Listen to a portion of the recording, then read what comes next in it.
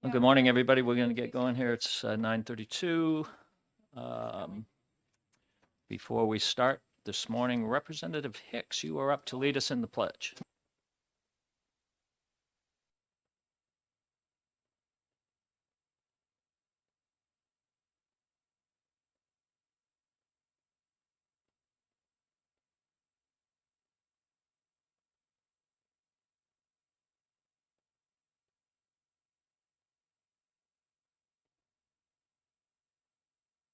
I've been keeping a list this year, Representative Hicks, and you were next on my list. So.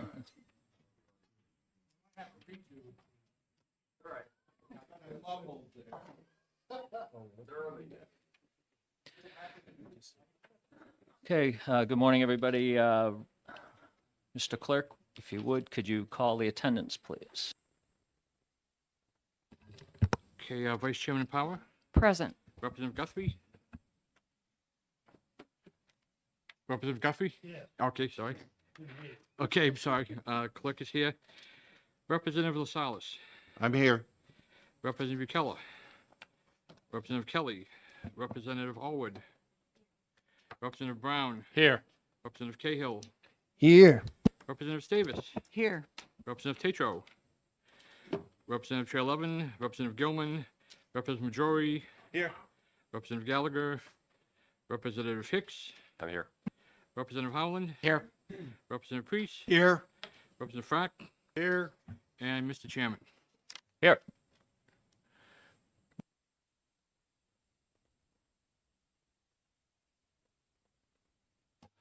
Thank you, Mr. Clerk. Good morning, everybody. Once again, we're going to go ahead and open up our first public hearing. It's SB 538, relative to zoning procedures concerning residential housing. I see the prime sponsor, Senator Perkins Cuoca, is here, and you have the floor.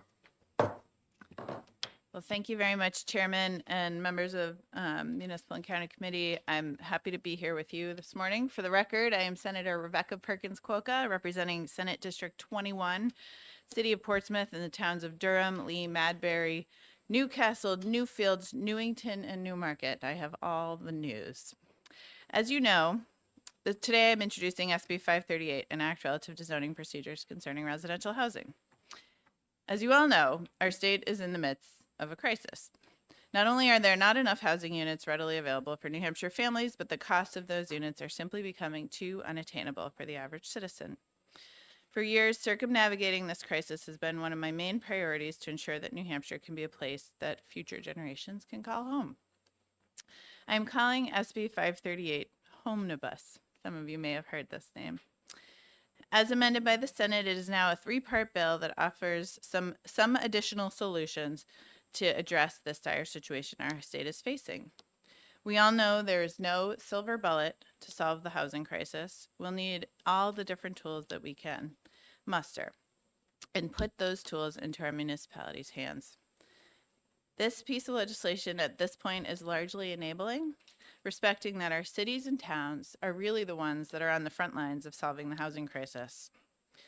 To walk you through a couple of the pieces inside the bill, the first part offers local property tax credits for the downtown conversion of office, commercial, or industrial space into residential units.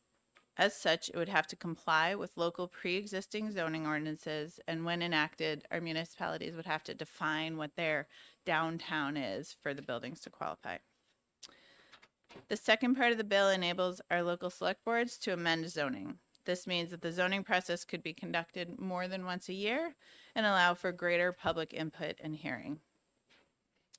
The third part of the bill now allows for alternative parking arrangements for housing units to be considered by our local boards. This aspect makes it possible for not all parking spaces required for residential units to be on site, which would also help provide a tool to lower the cost of housing ultimately to the end user. Some parts of this bill have been removed by the Senate, and I just want to clarify those for everybody here. One was concerning soil-based lot sizing, which is no longer part of the bill, and another concerned inclusionary zoning, which is also not in here as amended by the Senate. This SB 538 is intended to be a technical bill addressing a highly technical problem with hopefully technical solutions, which again are passed to our municipalities who are really the front lines of this crisis. I also view this as a conversation with you about the board about how we can move this bill forward, and I welcome questions. I also hope that we can all work together to continue to address this challenge as it faces us this year and in the years to come. With that, Mr. Chairman, I'm happy to answer any questions that you may have. Thank you very much for your testimony. Do we have any representative power? Thank you, Senator. Thank you Yes. for being here and Yeah. introducing this bill. Yeah. And I was particularly interested with regards to Section 6. It's a new section starting on page 2, line 16. So it's adoption of zoning ordinances, alternative procedure. So my understanding is that this, the legislative body in a town would no longer be the body which passes zoning ordinances. And that would be transferred to the governing body. So I understand that planning boards, they're responsible for researching and analyzing, and there's a process that takes many months. Typically, I believe that the process, they start looking at things maybe in the summer or early fall. Could you explain how what that would look like? Would they still be part of it? Would they still be putting forward ordinances? And the only difference would be that the governing body would pass or would vote to pass ordinances. Could you explain that a little bit more for me? Thank you. Yeah, sure. No, thank you for the question. Because again, there's a lot of technical pieces here. So just as an important clarification at the outset, the local legislative body would have to take action to delegate this authority to the governing body. So in other words, there would still have to be a town warrant to hand over authority to the select board on zoning ordinances. So that's an action that has to take place in the first place, approved by all the voters. What this does is open up an option to essentially, as you said, allow the governing body to play the role of, facilitating further public hearings once that referral is received from the planning board or not. I think each municipality would have the flexibility to do that. Planning boards often do play a role, which I think is a really important piece. And so I know on the council, we would sort of open up an ordinance, refer it to the planning board. That's where it would experience some public hearing. It would come back to the council, and go through additional hearing. In towns, I think the procedure is probably a little more flexible, but again, that's something that could be developed by our towns and cities who are really in the best position to figure out what works best for them. Representative Howland? Thank you for taking my question. Actually, just to summarize what you just said, so this is, in essence, is really giving the power that a lot of communities that have a town charter, they're able to already do this. So this is extending that ability and more flexibility to SB2 towns. That's exactly right, Representative. Any town could adopt, as Durham has, the town council form of government and do this today. Yep. Further questions? Representative Power? Thank you, Mr. Chairman, and thank you for taking my question. So with regards to the same section, I'm noticing, and I might be missing something, but so as you had reiterated that this is enabling legislation for this transfer of authority, I don't see a rescind mechanism. Was that an oversight or was that on purpose? That's a good question. I would have to look into existing statute, but I assume there are other powers that can be delegated through warrant to a select board, and so there's probably an existing statutory mechanism to rescind it. But I would be happy to look into that and get back to you. I'm assuming we weren't trying to reinvent the wheel is probably what happened. Further questions? Seeing none, thank you very much for your testimony. All right, thank you. All right, next up, Ben Frost.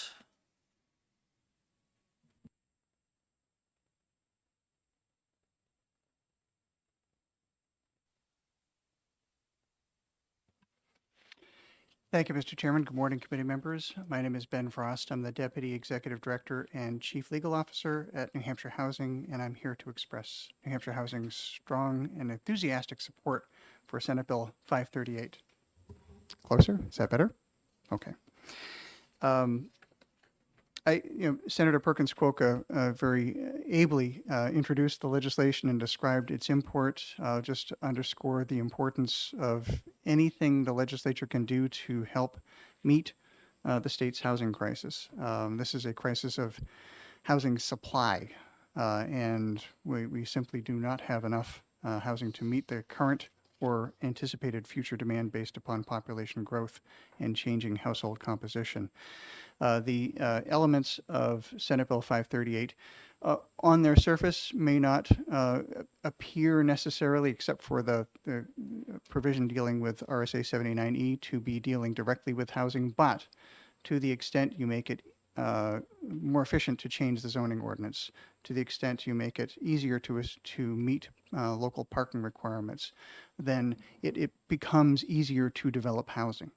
And that any of these measures would be welcome relief to the pressures that developers are facing as they try to make these deals happen. The first two, well, sections 3 and 4 are dealing with RSA 79E, which is the Community Revitalization Tax Relief Incentive. This was established by the legislature in 2006 and has become one of the most important tools that municipalities have to encourage development.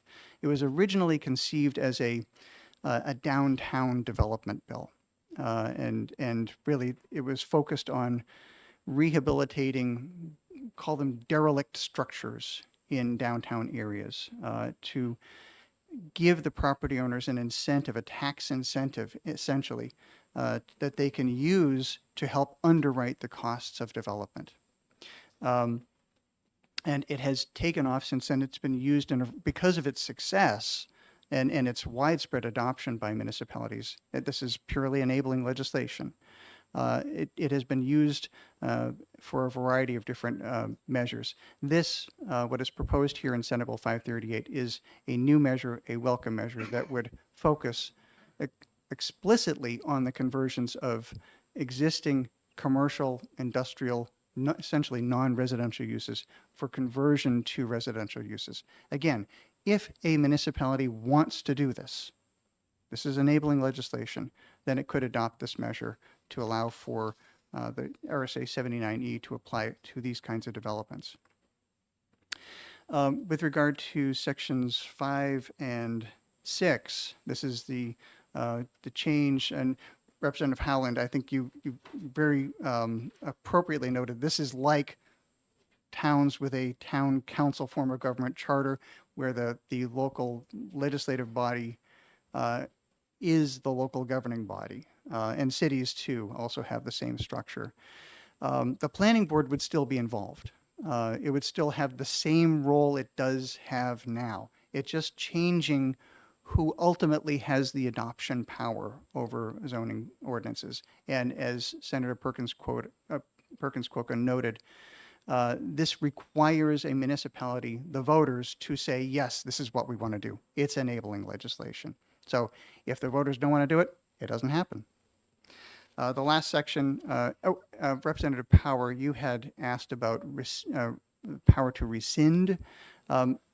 In the absence of specific language, generally speaking, the same process is used to rescind something that is enabling that has been previously granted.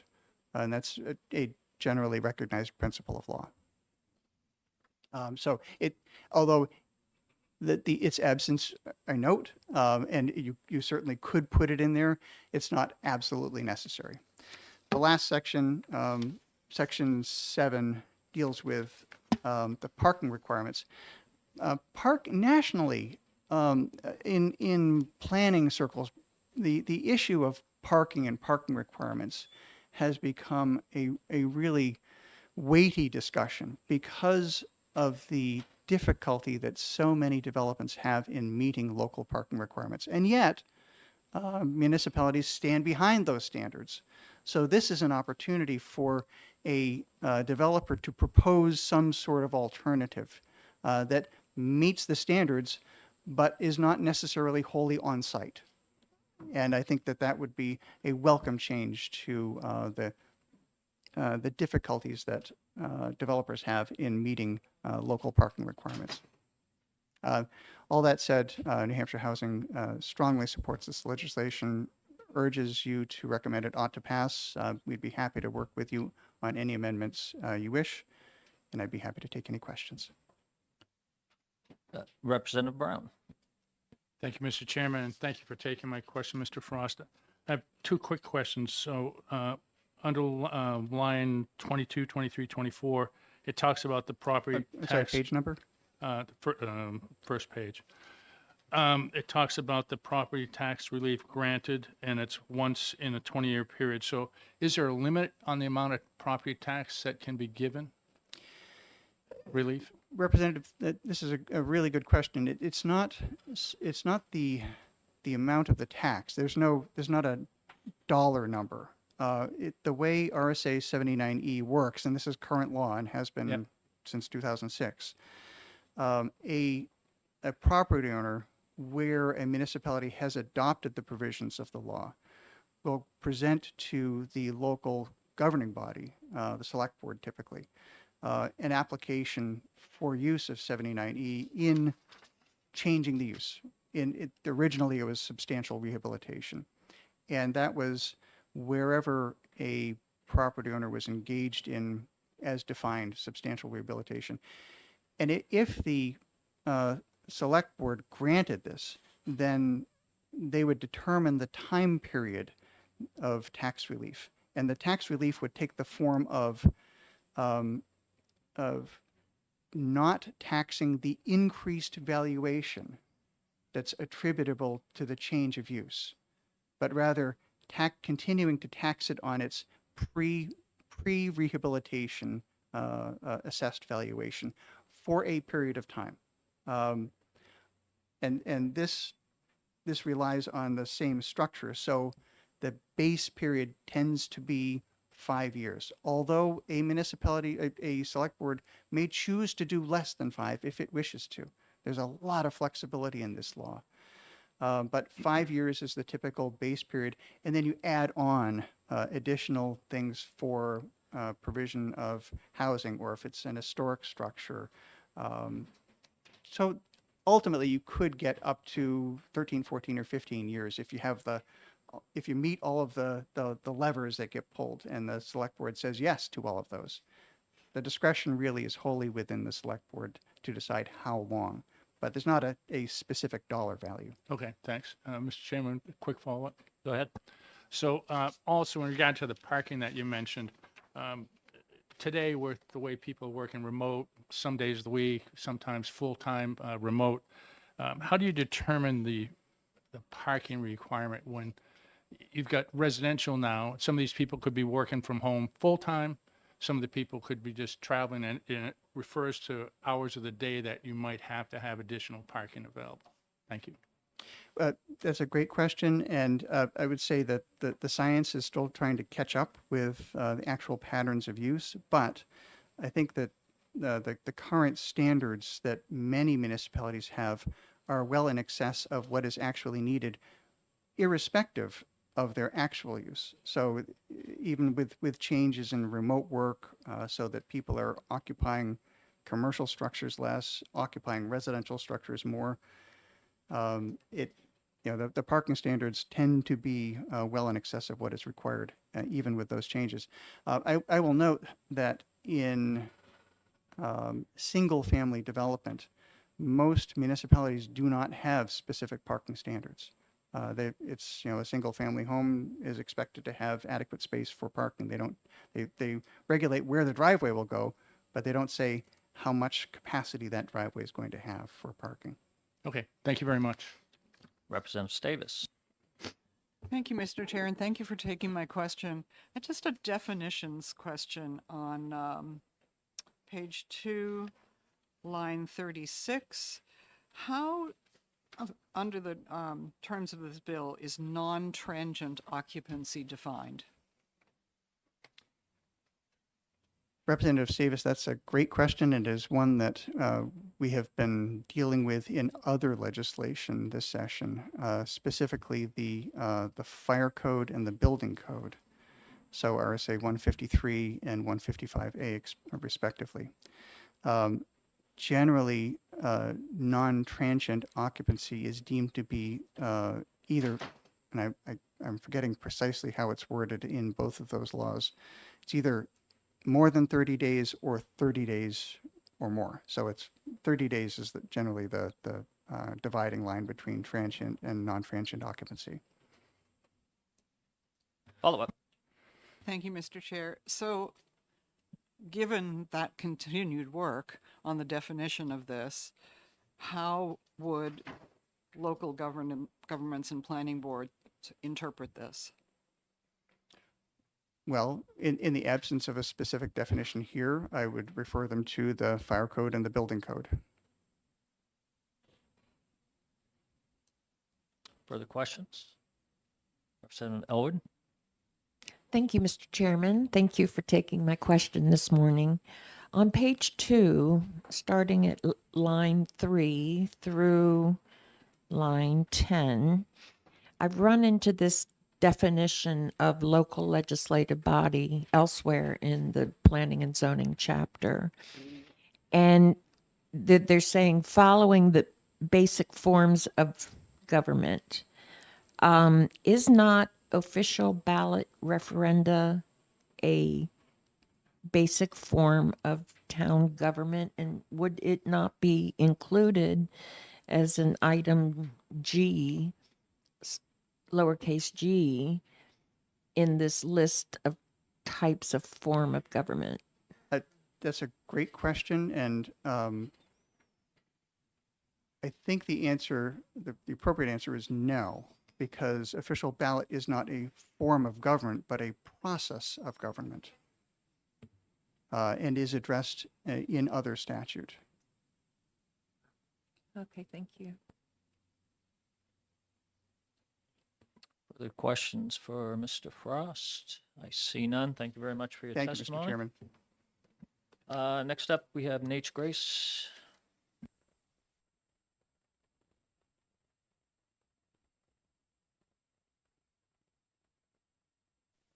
Thank you, Mr. Chair. I guess I'll answer specific, Nate Grace for the Municipal Association. We do support this legislation. The committee had a number of specific questions that I will attempt to answer. Representative Power and Howland had some questions about rescission for the provisions related to local option for the select board to change zoning. While I do agree with Mr. Frost, I will note, as I'm sure Representative Power is aware, that there are some statutes that have very specific questions written out. Those include statutes like 4014 Roman 7 as well and similar. And then there are some that aren't so specific, like 3195B, which just basically say they can rescind in the same manner. I generally agree with Mr. Frost that if there's no specific provision in the statutes, you could just have another warrant article that would be voted on to rescind that power. Representative Aylward had a question about the form of government. Again, I would agree with Mr. Frost that base in either the SB2 form or SB2 or non-SB2 towns, you'd still have what is called a town meeting. I agree with Representative Aylward that that could be clarified further, but I'm not sure that's strictly necessary. Representative Brown had a question about parking and the use of that. I would mention that I think that the intent here of the parking process is a better option than a strict mandate for the number of parking spots that may be allowed for any residential use. And the reason for that is that we know that there are many scenarios where residential uses are not traditional. So they are, in older areas of a municipality, there may be very limited parking options. Newer, they may have surface lots, they may have, mixed use, et cetera. All of those will require different demands for parking. Those are very specific. And so rather than a legislative mandate from Concord, a locally adopted provisions that are tailored to the town make more sense.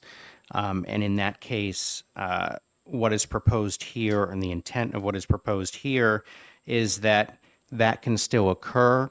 But if the applicant says, hey, the particular use that I'm proposing is in some way going to be addressed by the number of parking spots I want to propose, which is less than the minimum, and I can prove that, then that has to be considered by the local board. They have to weigh the evidence there. They have the option of going to a third party for review. And then the intent is, although it's not expressly written out here, that that third party review will help lead them to decide whether it is appropriate or not appropriate to grant that waiver of the minimum parking requirements. And I think that's a better option than any other policy options we might have, because as Mr. Frost said, parking is very complicated, and so it makes sense to tailor that to the specific municipality at the municipality level. Happy to take any questions that the committee may have. Representative Power? Thank you, Mr. Chairman, and thank you for taking my question. With regards to the type of development that's the subject matter of section 2 and 3, and that is office, industrial, or commercial, is it true that these types of development projects can already be done right now with maybe waivers from the ZBA, and that, of course, the tax relief piece would not be there? Yes, those development projects can already be done. I think the only question is whether there can be a local tax relief incentive, and that's the intent here. I'll note, as I'm sure you've noted, Representative Power, that repeated in sections 2 and 3, it says office use. I think the intent is to incorporate what's in section A, which is office, industrial, or commercial, and that appears to be an oversight. Representative Majori? Thank you, Mr. Chairman. Thank you for taking my question, Mr. Grays. I've heard now a couple of times with the parking requirements, and I'm going to page 3, and I'm going to line 25, that if the applicant can demonstrate that he has a solution, that the planning board should consider that solution. Am I correct that the language says that the planning board shall accept and approve, or shall approve the alternate? Yes, so that if the applicant demonstrates that the alternate is the viable solution, then the planning board has to agree and adopt that, and it would be a mandatory waiver of the minimum. Mm-hmm. Further questions? Seeing none, thank you for your Thank you. testimony. Next up, Will Stewart.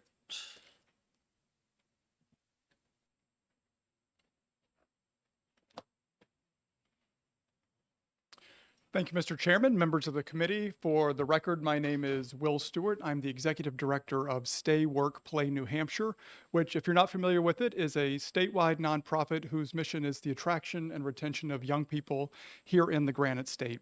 And housing is the #1 issue facing young people here. It's what's preventing them from staying here. It's what's preventing them from moving here.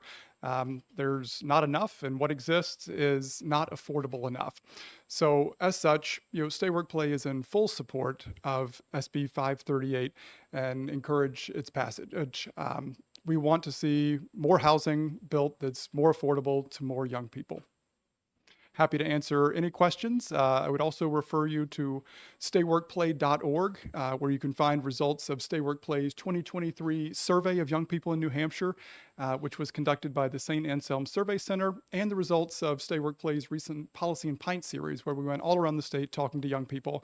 And in both of these cases, housing was, loud and clear, again, the number one issue contributing to the cost of living challenges for young people here in New Hampshire, which we desperately need, which our employers need, which our cities and towns need, which our nonprofits need to do all the work that we need done here in New Hampshire. Thank you. Questions?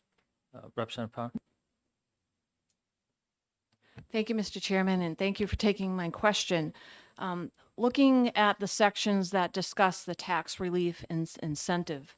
So, of course, initially, the cost for such housing will be at a certain price point. Then later in the future, when these tax reliefs expire, what's going to happen to the cost for such housing now that the taxable property is going to be increased? So there's going to be, you understand my question? Sure, and I'll caveat my response by saying that at Stay Work Play, we are not a housing or tax policy organization. So I might, if I can, defer any responses or refer them, to my colleagues, who are here behind me. I will just reiterate that Stay Work Play as an organization that aims to attract and retain more young people and does nonpartisan issues-based advocacy like this are here in support of this bill, as we see it, through its multitude of facets, as contributing to, making housing more affordable in the long run by creating more housing. Further questions? Seeing none, thank you for your testimony. Next, Harrison Kanzler.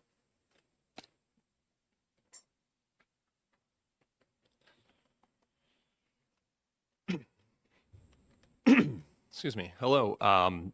Thank you, Honorable Chair and Committee, for hearing from me today. My name is Harrison Kanzler. I'm the Executive Director of Affordable Housing Education and Development. We are a community housing development organization registered with HUD. We serve in Northern Grafton County and Coos County, doing development of affordable workforce housing in that region, as well as community development efforts up there. I also serve on the Governing Council for Housing Action New Hampshire, which is a advocacy group in favor of affordable housing. I'm also a member of the Governor's Council on Housing Stability, and I was also a state representative for Carroll County, what is, I believe, now District 1 in 2019 and 2020. So I thank you for hearing from me. AHEAD is in support of this bill. I think it brings a lot of great things to the table. I cannot speak as eloquently or technically to it as those who already have, so I will try to keep my piece brief. We use 7090.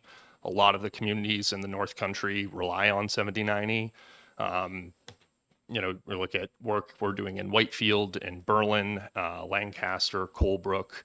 These are all towns that previously had quite a lot of economic, commercial, industrial activity and no longer do.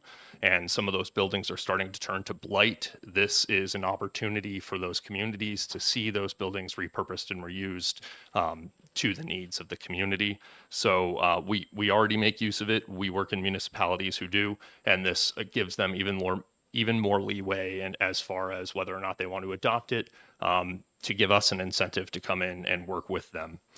Another piece that obviously is great is the parking piece. And I will actually come with my experience. I was previously the executive director for Mount Washington Valley Housing Coalition. And I worked with a lot of planning boards throughout the Mount Washington Valley, working on their codes and updating them. And I think another piece that we often forget about is that we have a lot of our zoning boards, especially in our rural communities, are completely volunteers. They are not trained in planning. They are not trained in zoning. And they struggle to find out what they can do to best help and serve their communities. And a lot of them just need to know a place to start. And so legislation like this can help point them and their efforts in the right direction to say, we have highlighted parking as being a huge issue, and now you can augment your capacity by having different groups bring alternative parking proposals to you so that you can look at what works for your community based on those proposals and make adequate changes that are going to help better serve your communities in the long run. So I think that's an added bonus, again, for a lot of our rural communities. Lastly, I'll just talk about the increased ability for select boards. I did also just serve as a commissioner on Conway's Town Charter Commission. We got over 50%, but didn't hit 60%, unfortunately. And one of the things that we were looking at is the limited ability of our select board. Conway has an immense amount of development going on right now. And one of the things we were considering was that we would have to completely change our charter to a town council in order to give the council then an ability to act in more than a regular annual fashion on getting any sort of zoning changes done. So we unfortunately weren't able to get that because there was a lot of concern generally about going to a town council and sort of a select board, but being able to maintain our select board and SB2 form of government while still being able to increase the abilities of the select board would be an added advantage to many communities in the state, because I believe from a presentation actually given by Mr. Grays that I believe the select board is the #1 form of government in the state of New Hampshire. So there are many municipalities who would be able to take advantage of that. So again, fully support this. I'm happy to answer any questions that I can. And thank you for your time. Thank you. Further questions, Representative Power?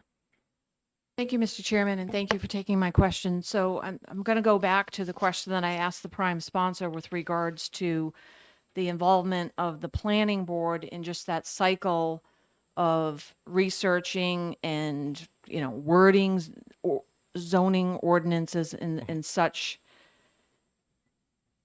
I'm hearing testimony that this part of the bill, that provision, is going to enable more frequent adoption of ordinances, but yet at the same time, I still see that natural cycle, that natural, I guess, process by which the planning board is going to engage in. So while I hear on one hand what people are saying in testimony as to why this provision in the bill is good, there's some disconnect. Can you help me to Sure. understand that? I can't speak to it probably as technically as others, but the way I would envision it is a kind of a systemic shift. So the reason that the planning boards operate kind of on the timeline they do presently in communities where they just have an annual meeting is because they just have the annual meeting. So as a result, they have to kind of be studying, researching, preparing for that one given date. If you then have a new system wherein they can be essentially doing that throughout the entire year, knowing that when it hits the next body after they've approved it, they support it and they want to move it forward, and it can then go to the next board, and they can, after hearing that presentation, decide to adopt it. It's not necessarily tied to that one static date, and is more on a moving timeline. That gives them the ability to be reviewing these things on a more regular basis. Would be how I would interpret that. Further questions? I see none. Thank you for your testimony. Thank you very much. Yep. Last pink card I have, if anybody else is intending to speak, I don't have your pink card, so fill one out. David Jouvet.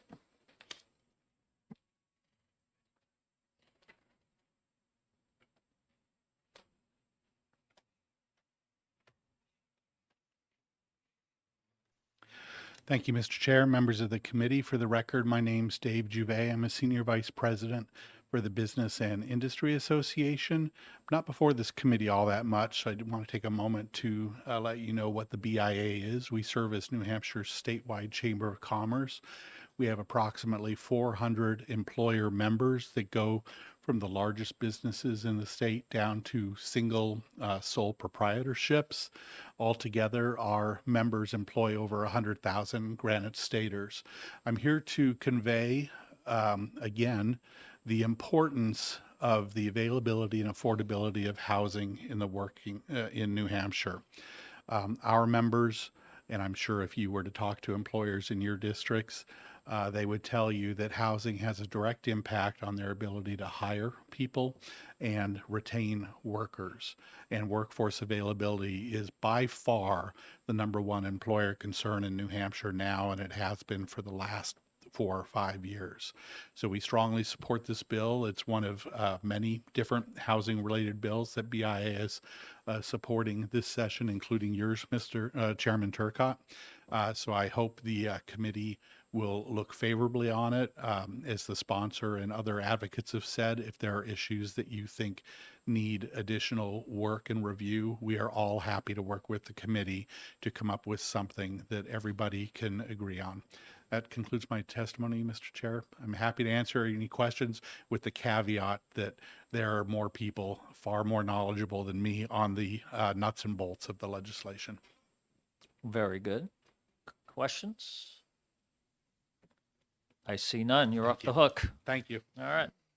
Okay, with that, I don't have any more pink cards. So we will go ahead and we did have the blue sign-in sheet with 2 individuals signing in favor, and one of them spoke here. So with that, we'll close the hearing on SB 538. And our next hearing will be at 10:30, so you have 15 minutes.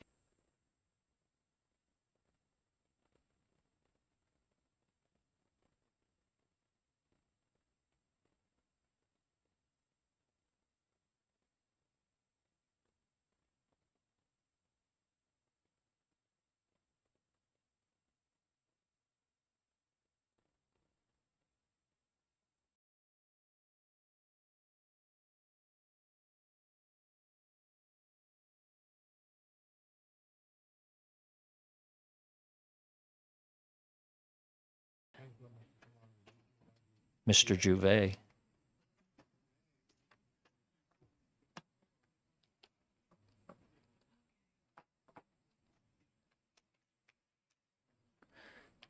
Mr. Juve.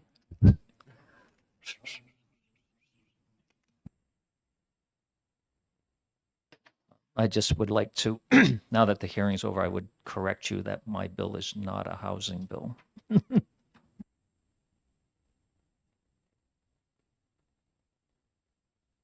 But it's not a housing bill.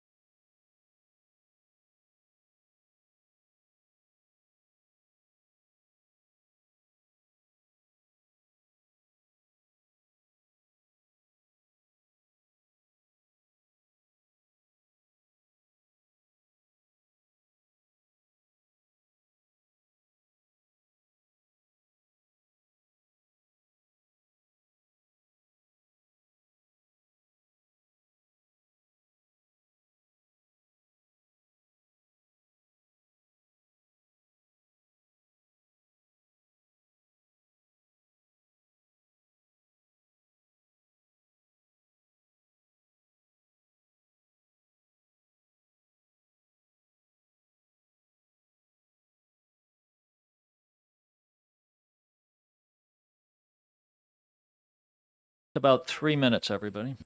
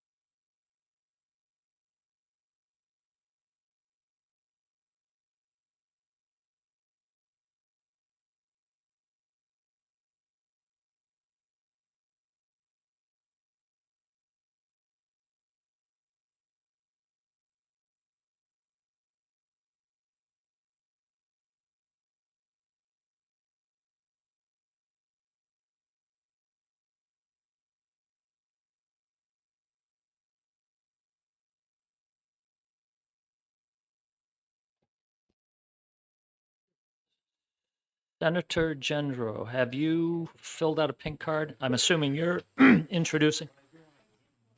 I think you filled it out as 538 rather than 448, the bill number.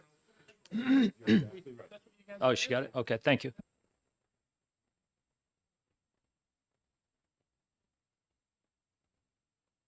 Yeah, it says 538 on it. I'll correct that. Hey, Rick. I'm good.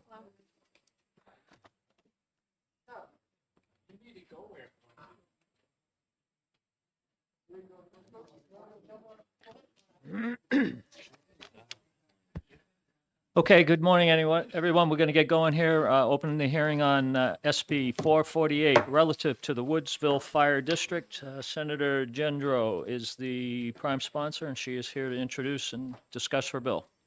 You have the floor. Good morning, Chair and members of the Municipal and County Government Committee. I am Senator Carrie Gendro, representing District 1. Just a little history on this bill. There is a lot of history, but just a little bit of history. For many years, the town of Haverhill and the precinct or village district of Woodsville have been somewhat at odds as to what is fair and equitable. There have been many iterations of changes to these bills over the years. When I presented this bill to the Election Law and Municipal Affairs Committee, Senator Gray wanted to settle this, as he said, once and for all. The committee and Senator Gray worked diligently to create fairness for both parties. Currently, the reliance of funding going to a warrant article is not working. Haverhill has the ability to tax all the people in the village districts pay that tax. Woodsville wants to have their own fire and highway departments. There are 3 other village districts or precincts in Haverhill, and none of them have been in front of the Election Law and Municipal Affairs Committee over the years. The New Hampshire Department of Revenue Administration has been involved in the loop of this.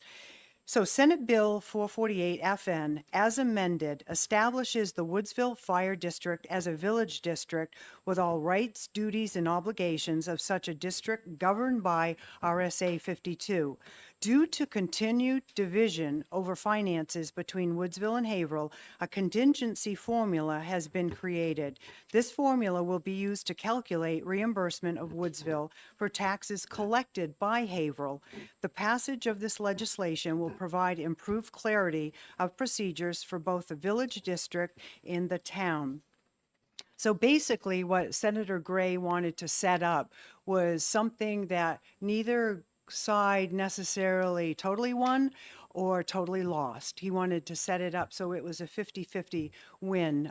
He did go to the town of Woodsville, Haverhill, to meet with both groups, and he's kind of left it where he would like for them to sit down, come to an agreement, because it really shouldn't be the legislature that determines the outcome of this. So this is where it's at now.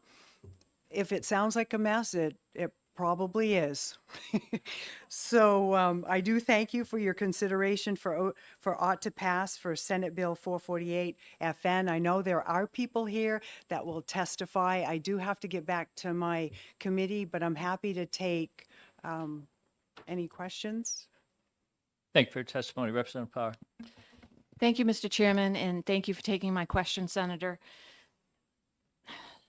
As you stated, this is a very complex issue, and I understand what the bill seeks to do. But for me, in order to make a just decision with regarding this legislation, it's important for me to understand, the foundational, the basics. And I'm very confused. I did a lot of research. There's a lot of information out there, and I was trying to understand first and foremost. The subject of this legislation is the Woodsville Fire District. Yet in my research, so I understand what a fire district is. To me, it's a village district that was established for the purpose of dealing with fire concerns. But I heard you say in your testimony that the town of Woodsville, and I've also heard ascertain that type of a mentality with regarding to Woodsville Fire District or Woodsville Village or whatever you want to call it. Is it a town? Is it a village district? And that's confusing to me, because to me, I see Woodsville Fire District, and I even went and did research and obtained the statute, the laws from 1899 and I think it was 1913, trying to understand what is Woodsville. Can you help me to understand that? Hopefully. And if I can, I know there are people here that can. There are 4 precincts or village districts in the town of Haverhill. And it was described to me, it's like you've got a sheet of paper, and on top of it, you've got 4 Post-it notes. The paper itself is the township of Haverhill, but the Post-it notes are the precincts. Well, Woodsville is one of those precincts. And to their credit, I would have to say that they are the business hub of Haverhill. There's Walmarts there are a lot of restaurants, a lot of businesses that are, and back in the day when the railroad was going through, that was the place to go. So I understand, you know, them wanting to preserve that, and as they should, because they are the business hub, if you had to look at it in the entirety of Haverhill. I don't know if that I'm starting to answer your question or not, but that's why I say it is very confusing. It's not, they're not a town. Haverhill is the town, but they are a village district or precinct. Go ahead. Thank you, Mr. Chairman. I just have a quick follow-up. So that you did mention in your bill introduction that part of this bill is to establish Woodsville Fire District as a village district, but is not Woodsville Fire District already a village district?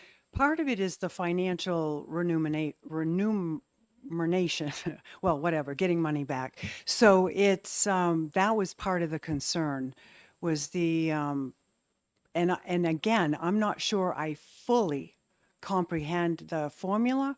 I just keep going back to what is fair for both the town of Haverhill and the village districts. Representative Priest, go ahead. Thank you, Mr. Chairman, and thank you for taking my question. Is fire and highway maintenance a problem for Woodside? Actually, they've got 8 miles of highway in the precinct or the village of Woodsville. It's no, I would say no, it's not a problem. And they've done a very good job with those departments. Representative Majori. Thank you, Mr. Chairman, and thank you, Senator, for taking my question. I know this issue went before the Supreme Court. Can you tell us what how the Supreme Court feels about this case? I can't, but I know that there are people behind me that would be able to let you know. You're welcome. Thank you. Representative Gallagher. So I was looking through my past notes about previous bills relating to the whole Woodsville situation that we've heard while I was here. First was SB 26 in 2021, which was through Public Works and Highway, which modified the. I see there's also highway portion in this bill too, and then there was also SB 239 in 2022, which had to do with audit requirements. So does this bill, how does this bill relate to those previous pieces of legislation? Does it undo or go, the previous bills, or go farther in those directions, or yeah, how does it relate? That's a good question. Couple good questions there. If this bill is to make it fair and equitable for both the precinct and the town. That was the intention of it. So does it eliminate both of the other bills? No. The intention is that Senator Gray wanted to make sure that with this bill, that it was the last bill that comes before the legislature. So to make it as fair and equitable for both. Now, both the precinct and the township of Haverhill still have the ability to sit down and come up with an agreement if Representative they so Lascelles. choose. Thank you, Mr. Chairman, and thank you, Senator, for taking my question. You mentioned, and I appreciate your explanation of the overall town of Haverhill and the 4 different precincts, Woodsville being just one of them. The other 3 precincts, are they established already to the way that Woodsville wants to be? Or are they kind of just hanging out there? They have, yeah, I mean, they're established and they're hanging out. One other precinct is called the Mountain Lakes precinct, which it's like a resort. Well, people live there year round, but they have their own little, there's a lake there, but they are an established precinct as well as Pike, and I believe it's Haverhill Corner is the third. So Woodsville, and again, going back to credit for Woodsville, they are probably the business hub of the township of Haverhill. Follow up, Mr. Chairman. Now, the town of Haverhill itself, does it have fire protection? Yes. And currently, is their responsibility the entire town? Right, correct. And Woodsville is responsible for their 8 miles. Now, I could stand corrected on this because I'm not sure of all the intricacies, because I do know Woodsville has 8 miles of road that they're responsible for. Thank you.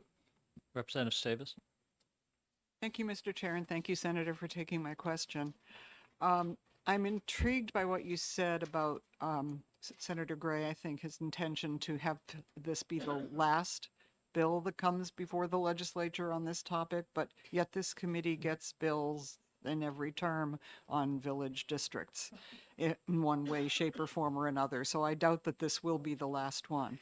However, what we typically do not get are proposed bills that lay out special formulas for funding for individual village districts. My question for you is, are you concerned that by putting into statute something that affects kind of the nitty-gritty running of one village district might have unintended consequences of all the other village districts in the state? Well, that's a very real concern, yes. Further questions? Seeing none, thank you, Senator, for your testimony. Thank you. Yes, sir. Next up, Representative Ladd.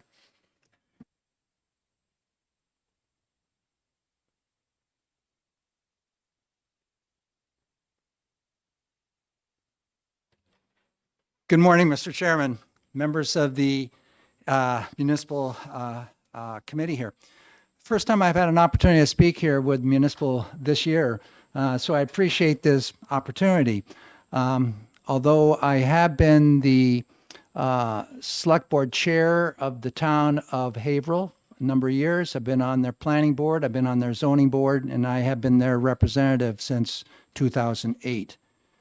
So I'd like to give you a little bit of history about the community I live in, and then go through the history of what we have here in terms of legislation that I first got involved with back in 2008 with Senator Reynolds, Representative Ingebrigtsen, and myself.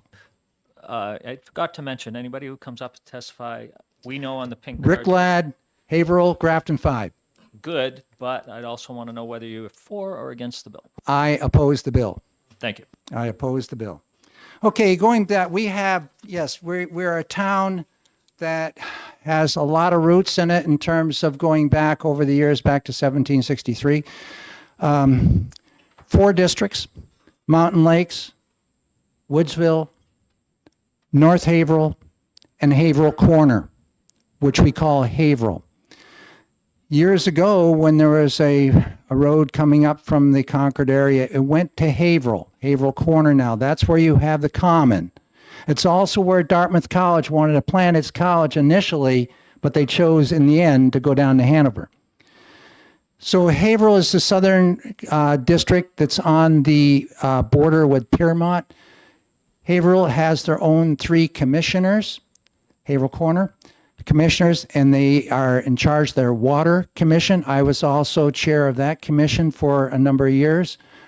We had our own fire department. Since then, the fire department has merged in with the town of Haverhill under a lot of angst. Going north to North Haverhill also has their own water department. They also have their own their fire department, which is now part of the town. Mountain Lakes does not have a fire department. Mountain Lakes was initially a private corporation that was, which has a sizable area with the lake as described by the senator. It was a community which went bankrupt though, and the town had to take it all over. And there's roads going up and down the hills and all over the place, and there's boundary question marks as far as whether you're on town property or on precinct property or your own property. It reminds me when I lived in Alaska, we didn't know where the state owned land, where the town owned land, or where the native corporations owned land. Then we have Woodsville. Woodsville is a community which has its own fire department. All our emergency services for ambulance service come out of Woodsville. They have their own sewer department. They have their own roads, and they have their own power. They generate hydropower. It is the hub of our community in terms of retail businesses. There are business elsewhere, but that's where our assessed property values lay, in Woodsville. Now, when we are looking at this community, it's a community has a lot of deep roots and a lot of cultural background. And the community of Woodsville, that fire district is responsible for fire in that particular district. But they're also part of Twin State Mutual Aid. And so they have agreements. They will work with fire departments all through the area. When I first got on the select board, we had these 4 districts, but we also had outlier areas within Haverhill, which were called Haverhill, which didn't pay any fire tax money at all.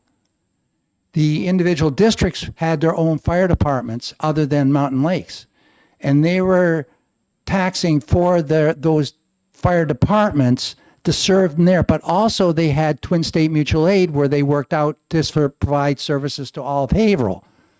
But the people in the other areas of Haverhill weren't paying any fire money. So when I chaired the select board, we went together as all of them together, all members of the select board and the commissioners together, and we decided it was only fair that everybody in the whole area of Haverhill pay for the fire services. We did that. We came together and agreed upon, let's move and consolidate and get together. And that's what we were in the process of doing. Back in 2009, as I mentioned earlier, under Senate Bill 75, when I first came in 2008 and 2009, Senator Reynolds, myself, and Representative Ingebrigtsen got together and developed a formula. And the formula had previously been done by Paul Lamont back in the 1990s, Representative Lamont. We updated that formula, and I have a copy of that formula right here. That formula was unanimously agreed upon by the commissioners in Woodsville and the select board. We came together and agreed this is where we want to be. Unanimous amongst all people in the community. It was local control, the way local control should be done. Since then, we've had some conflict, and we've changed town managers. Just recently, we've changed our form of government. This last town meeting from town manager form of government to town administrator form of government. The chair of the select board has resigned. The road agent for Haverhill has resigned. We have conflict up there. The finance administrator is gone. The town of Haverhill is in flux right now. The district of Woodsville is not. We have a court case going on right now, which I believe we need to let that case resolve itself and determine where we're going to go with all this business upon a decision being made by the court system. Not prior to, and not as a result of this bill or any other effort that was prior made to this. Now, what we have is a bill that's coming forward that does not have the support of the commissioners. We're not working together. We're just splitting this town apart. And believe me, we are splitting it apart. Haverhill, years back, it's in a cooperative school district. We had a academy down in Haverhill Corner, and up later on when that closed down, we went to Woodsville. There was a lot of angst there. Oh, we don't want our kids going up to Woodsville. We want them down in Haverhill. We got over that, and we got through it. But that old wound is surfacing again as a result of this legislation and legislation we've had in past years. I suggest that we need to back off and recognize back in 1885, statute was made back then designing the capability for Woodsville to have their highway department, their fire, and to act as a municipality. but they're still a village district. What the town of Haverhill provides from the town offices is our police force. And we have a very, very large police force, you know, approximating around 8 officers. Then we have the county complex located there, so we have the sheriff's department there, and we have state troopers there as well. So we have a lot of good protection. But we have to look at this issue right here. I don't think it's the right time for us to be moving something like this forward. Quite truthfully, either we back it off to what our Senator Reynolds and Paul Epperson and myself decided back in the year 2009, and I have that legislation right here, which your bill could be amended quite easily, put that in, where it's there's a formula for how we divide the money up. The money's collected by the town, yes, but then how is it distributed down to support the highway department in Woodsville? Woodsville has their own sidewalks, their own sewer system running along the side of the road. All the roads are paved, much different from the gravel roads which are out in Haverhill. And they've done a tremendous job of maintaining those roads. We also have all the lighting systems, those red, yellow, and green things we have to stop for. They're in Haverhill, in Woodsville. So in conclusion, I'd like to say that we have a system that's working, but we don't have what's working is working together amongst our commissioners in Woodsville and the select board itself. Hopefully some changes will be made. The Woodsville commissioners have come to the town often and say, let's sit down and talk about this. Oh, we can't talk about this because it's in the court system right now and we can't talk. And that's what's going on. It's time for us to slow down as a legislature. Let's this thing hammer out. Quite frankly, either ITL this thing or interim study it. But to move it forward, it's going to cause more conflict, and we're going to have another community that's just in flames. And by the way, Pike is not a district. Pike is an area. They used to have a water system that's been closed down. There only were 15 people on that water system. And one other thing, it was declared that Woodsville had to go through and do an audit. They've done all their audits. They came out clean. At one point in time, the legislature or representatives from the other side of the wall were saying, we need a forensic audit done of Woodsville. No, that's not what's needed. And the audits have come out by Department of Revenue Administration saying everything is clean. In fact, all the audits have been done by Woodsville even before the town audit got done. So that's where I stand, Mr. Chair. I think we it's a understand mess. where you are. It's a mess, yes. Are there any questions? Representative Power. Thank you, Mr. Chairman. and Thank you, Representative, for taking my question. So I'll ask you the same question that I asked the prime sponsor, and it's with regards to what is Woodsville? So my understanding that I see that it's Woodsville Fire District. And my belief is that it's a village district for the purpose of extinguishing fires. And I also think that I understand that part of that village district function also has to do with roads. So again, I'm confused because based on, like I said before, the research that I've done, some people think that Woodsville is a town when it's really not. It's a village district. Do you see this That as is part correct. of the It's confusion? not a town. Correct. It has powers to raise inappropriate taxes for the purposes of which it was formed, which I'm assuming it's the fire district The fire and district, but roads. it's a village district which has the authority by statute to have their own highway department, their own road agent. It goes beyond what you think as a fire district. And there are the administrator for that district is sitting behind me, and I think you best asked Mr. Shelton that question. Thank you. Representative Gallagher. So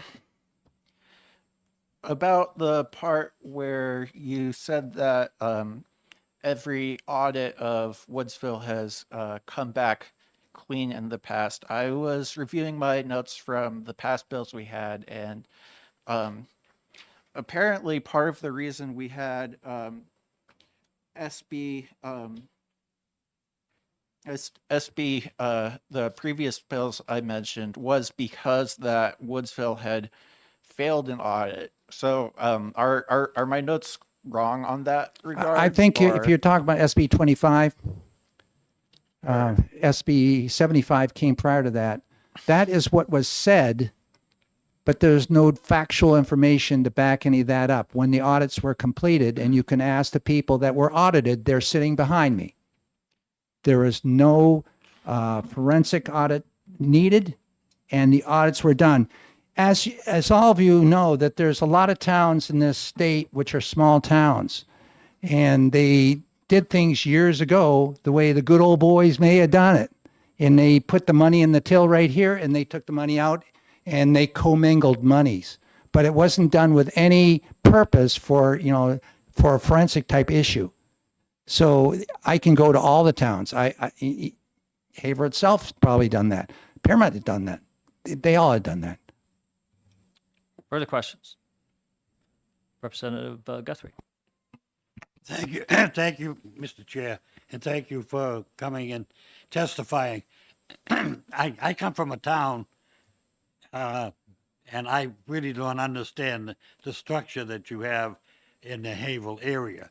Can you tell me why at any time they did not even consider incorporating all the areas that are in dispute into one town?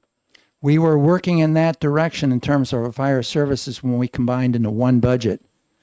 And we also put a committee together which looked at all our capital equipment, our rolling stock in terms of fire. Haverhill had more equipment at that time than the town of Littleton had. And so when we purchase new equipment now, it has to go for that committee, and we make sure that it's what the north or the south end of the town need. Do we need something that's going to be a water truck? Do we need a ladder truck? So we're working towards that end. And that was the direction we were going at. But then all of a sudden the state got involved and it all fell apart. And we weren't talking with each other. And with that, I think we need to get back to that. It's much like Conway was at one point in time. Conway had all the different little districts. We're there, but we are dealing with a very unique situation in Woodsville. And my family goes back, in fact, 8 generations, 9 generations ago. My grandfather was one who founded the town of Haverhill. And so there's a lot of history there. It's a wonderful place to live. When we did our survey of updating where we were, our master plan, people came there because they love the quality of life. They love the relationship we have to the land. And they love the nature of the farming community, but they also love the nature of what we have in Woodsville. So it's unique. We don't have any public libraries. We all have private libraries. I think you answered the question initially. Thank you. Yeah. Further questions? Seeing none, thank you very much for your testimony. Thank you very much. Just for the remainder of the individuals, if you have new information, please do give it in your testimony. I'd ask that you please do not repeat. We are past, we will be well past our schedule. Just so we all know out there, Ms. Nato, we're going to save you for the end so you can bat cleanup, all right? So next I have Kevin Shelton.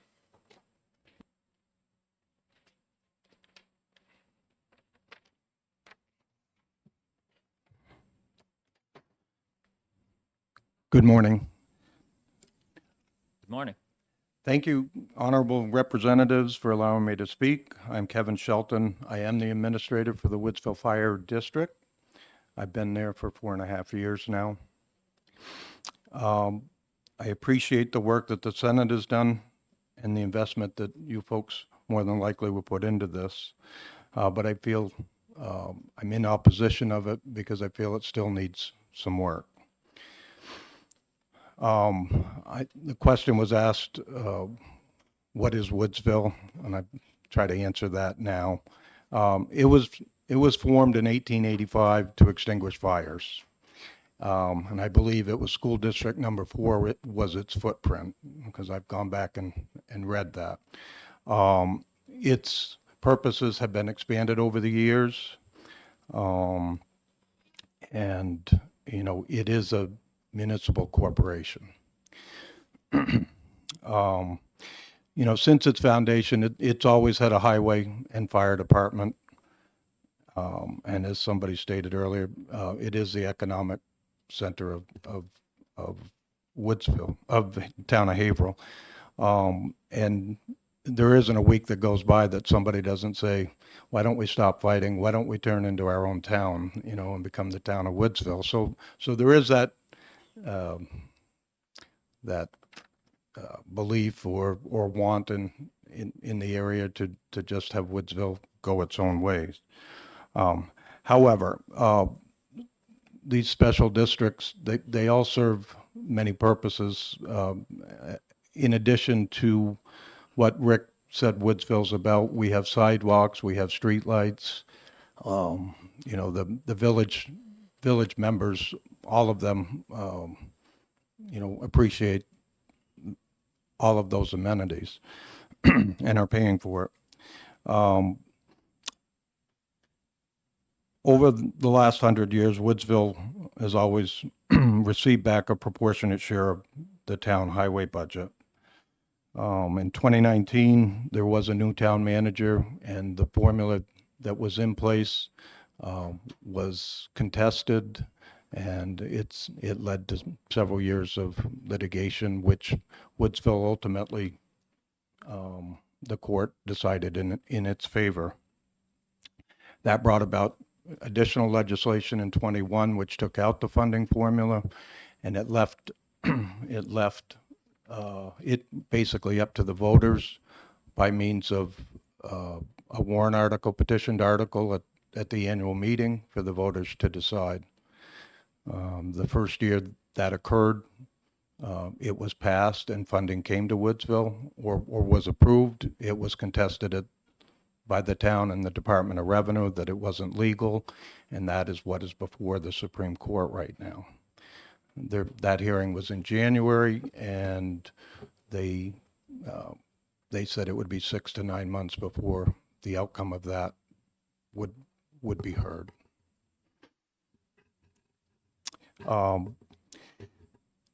So Woodsville's population represents about 25% of the town of Haverhill's, and we represent about 22.75% of the tax base.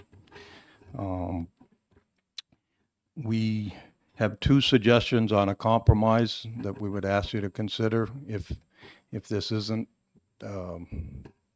tabled or put aside. And those would be to add back in capital projects to the highway formula.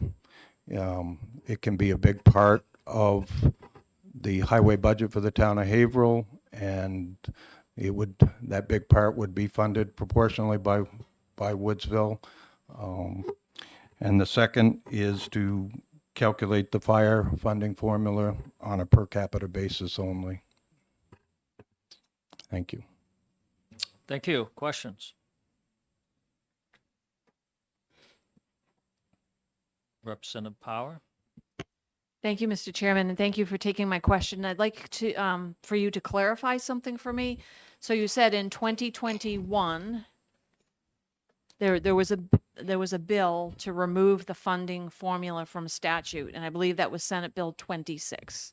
So I'm assuming that was signed into law, and so previously there was a funding formula in statute. It was removed.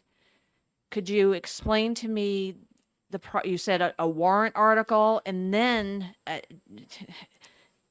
just have one comment after that. So now what's before us is another bill to put the funding formula back into statute. So just yes or no on that, and then explain what it looks like with regards to the funding by warrant articles. Explain that in greater detail. Okay. The first part, yes, it took out the funding formula. It made it only available by petitioned articles approved by the voters at the annual meeting. So to me, that took it out of the back room with 6 guys making the decision and put it before the public. The problem with that is it could be all or nothing, or something in between. The challenge with the current language and why I've asked for consideration for compromise or amending that is that the threshold is too low from Woodsville's perspective, and there would be no incentive for Haverhill to come to the table and negotiate a different agreement. Did I? Follow up? Thank you, Mr. Chairman. So to be clear, am I understanding it properly that this, you said petitioned warrant article, so that's obviously that's the citizens, it wouldn't be the commissioners of the village district putting this forward, it's citizens getting together, drafting an article, putting it on the warrant, and so this petition warrant article is in Woodsville, the residents of the Woodsville Fire District, no. No, it is at the town's annual meeting is where that formulation would be. So it would be the residents of the town of Haverhill asking the taxpayers of Haverhill to fund Woodsville. Representative Guthrie? Thank you, Mr. Chair, and thank you for your testimony. Just to get a concept of what we're dealing with here, I understand there's 3 other areas. There's the Haverhill, the town of Haverhill, and the main area that's within the town of Haverhill. And then there's 3 other districts. How involved are they in this dispute, if you will? They're on the sidelines. And I don't think any of them are ready to give up their special districts. We actually are working together, all 4 commissions on a potential water project right now. So we communicate, we see each other, but each district feels it has a purpose and a valid purpose for its constituents. Thank you.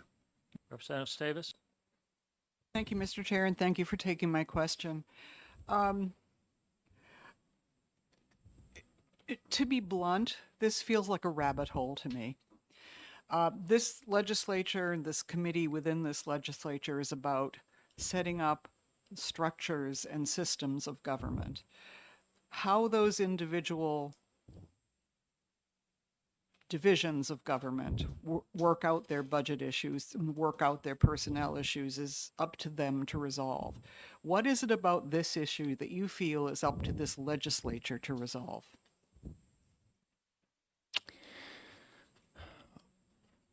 My hope is that the formula as it's written can be one that both sides can agree on. And without that, this will not be the perfect bill.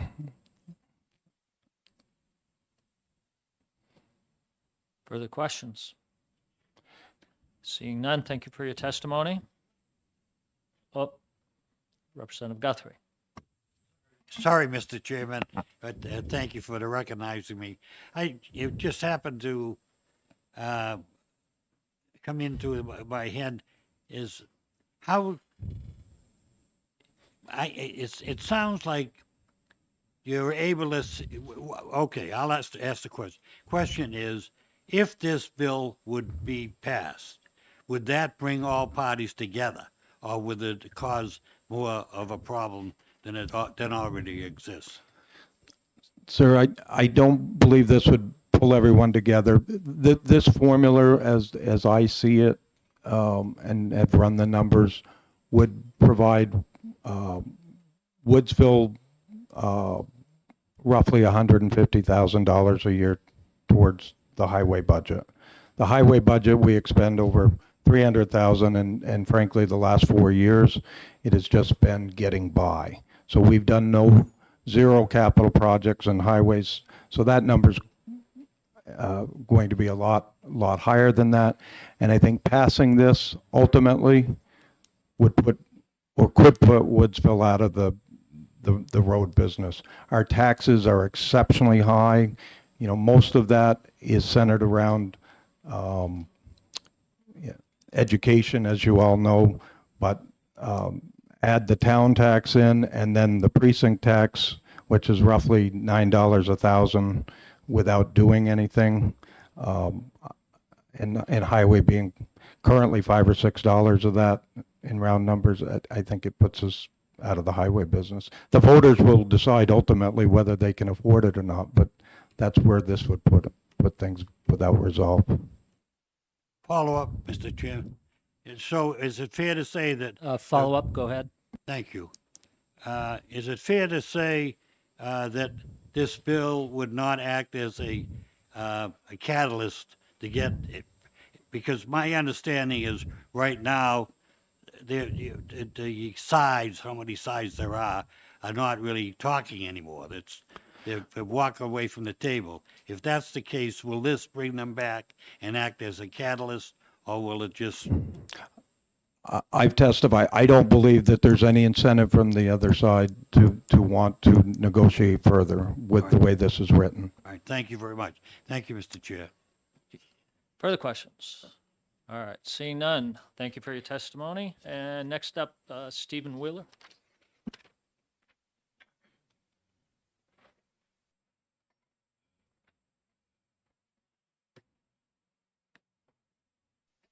Good morning. I'm Stephen Wheeler, and thank you for letting me testify in front of this committee.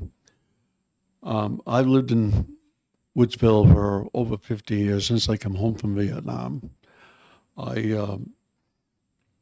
This bill will definitely kill the highway in Woodsville. It doesn't give us anywhere near enough. I'm the chair of the commission up there. We've tried to sit down. We've given them more opportunities. We've sent them letters. They aren't going to communicate with us because this bill's in their favor. It's just killing us.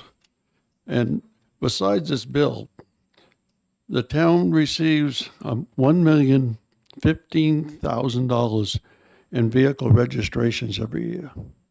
We've computed it. A third of those are in Woodsville. We don't get any receipts from that.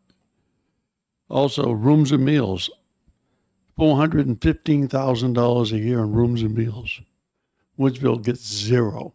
And all the restaurants and the grocery stores, the Super Walmart, they're all in Woodsville. There's nothing else. The block grant money, they get $175,000 a year for the road block grant money. The last 3 years, we've got zero. The opera block and the other HUD housing, it gets about $43,000 a year. They're all in Woodsville. We don't get any money from that. The population in Woodsville is 1,200 people. We have to supply a ladder truck because of the opera block. The town has no ladder truck. We have to because it's 3 stories according to the rules and regulations of the fire systems. We have to supply a ladder truck. The town doesn't have one. A ladder truck's over $1 million. The town has never bought any of our fire equipment. We've bought all of our own fire equipment, all of our own road equipment. We've been in the road business since 1885 because Woodsville was the center of the railroad companies, and we had 4 different railroads coming through Woodsville in 1885. So we had to set up sewer systems. We had to set up road systems, sidewalks. There's no sidewalks in any other buddy. We have the curbs on the road. We don't even know who owns them, but if it's a town, or if the town takes over our roads, or if it's the sidewalks, because of the curbing system. It doesn't, it's just killing me. And the high school is in Woodsville. It sits up on a hill. If they don't plow the roads early enough, and they don't plow their roads as early as we do, they won't have any school that day. Because of the hill, it goes both ways to get up to that high school. The hospital's in the middle of a big hill. I live just up beyond the hospital. But when the town used to have that road, before they turned it over to Woodsville, there was many days we couldn't get home unless you had a 4-wheel drive pickup because the town didn't have it plowed. And now they built another complex that's a another surgical center across from the hospital. The cars pull out. You can't stop. They pull out in front of you. You can't stop going down that hill. It's so slippery. It's just a disaster. This bill was just going to kill it. And by passing this bill the way it's written, there's no incentive for the select board in the town to come and talk to us because they're getting out of it pretty near scot-free. As Kevin just explained to you, we can't live on that. They'll be in the town road business. And there's no way they can do it for what we're doing it for. They say 8 miles. Well, you know, when you plow a road, that doubles because you got to go both ways on that road to plow it. So it's actually 16 miles. And if you look at all the rest of the state, as the DRA pointed out, towns the size of Woodsville are between $30 and $50 per square mile to do the roads because of the way they're constructed. A town dirt road isn't like that. This formula that's on this thing is based on the road monies allotted to towns. Representative LaSalle, I saw your hand up. Thank you, Mr. Chairman, and thank you for being here. Put me down for appreciating your service to your country and your impassioned testimony. Thank you. Thank you. I'm a fully disabled veteran myself. Representative Front. Thank you, Mr. Chair. Thank you for taking my question. In listening to your testimony and the testimony of others that preceded you, I think it's fair to say that there is a lot of emotion and animosity between the parties. My question, when the Supreme Court hands down its ruling, whichever way the ruling goes, do you feel that the parties are willing to accept that ruling, or will the animosity continue? I think it depends on which way it goes. I really do, because we had the same thing as Rick Ladd said back in 1969 with the schools, when they consolidated schools. Haverhill didn't want to give up their school, but they wanted to come to Woodsville High School. So we did a cooperative school district. And over the years, it's cooled down.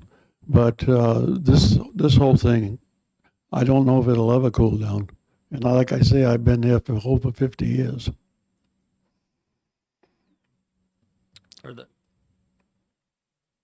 Representative Power. Thank you, Mr. Chairman, and thank you for taking my question, sir. I appreciate your testimony here today. So my understanding is that the Woodsville Fire District is a village district. And in statute, we have 14 distinct purposes for which a village district can be formed. My understanding is that you are the commissioner of the Woodsville Fire District, and I keep asking the same question. So I hope that you can help to set the record straight for me in my head. Could you please tell me for what purposes, what 14 purposes is the Woodsville Fire District established for? It was for water and roads. And today, in 2024, it's just for those two distinct, separate purposes, That's what water and roads. That's what the precinct is, but we also have Woodsville Water and Lights, which is half of it. And we also have an ambulance service. We have the only sewer system in town, which goes down to the county and down to the town's industrial park in North Haverhill. Thank you. Further questions? Seeing none, thank you very much for your testimony. Thank you. Robert Massini?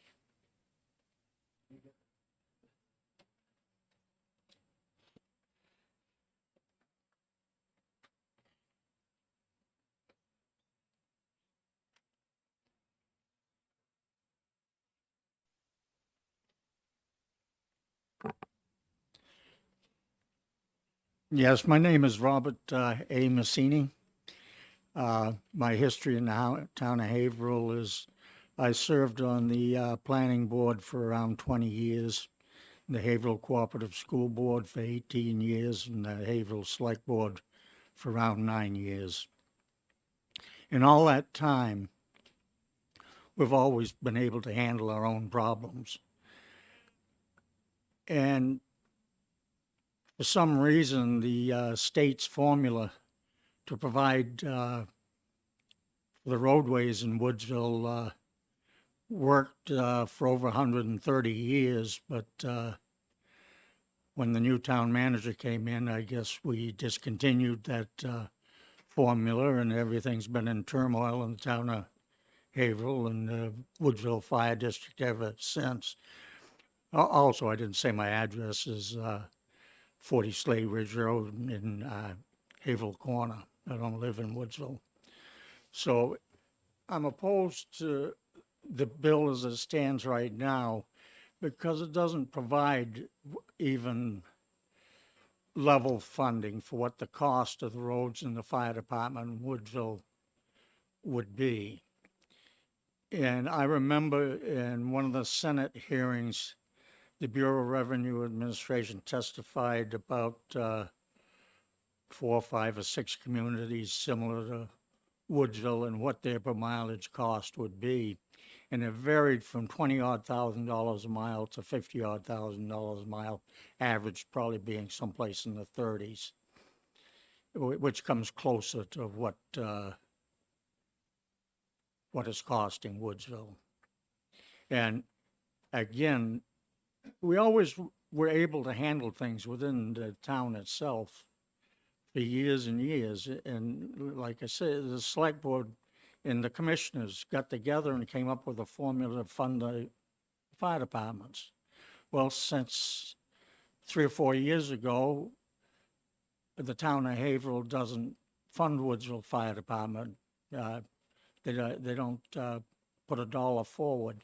Yet the village of Woodsville is paying over 20% of the town's taxes, including the Haverhill Fire Department and the Haverhill Road Department, with no return to Woodsville.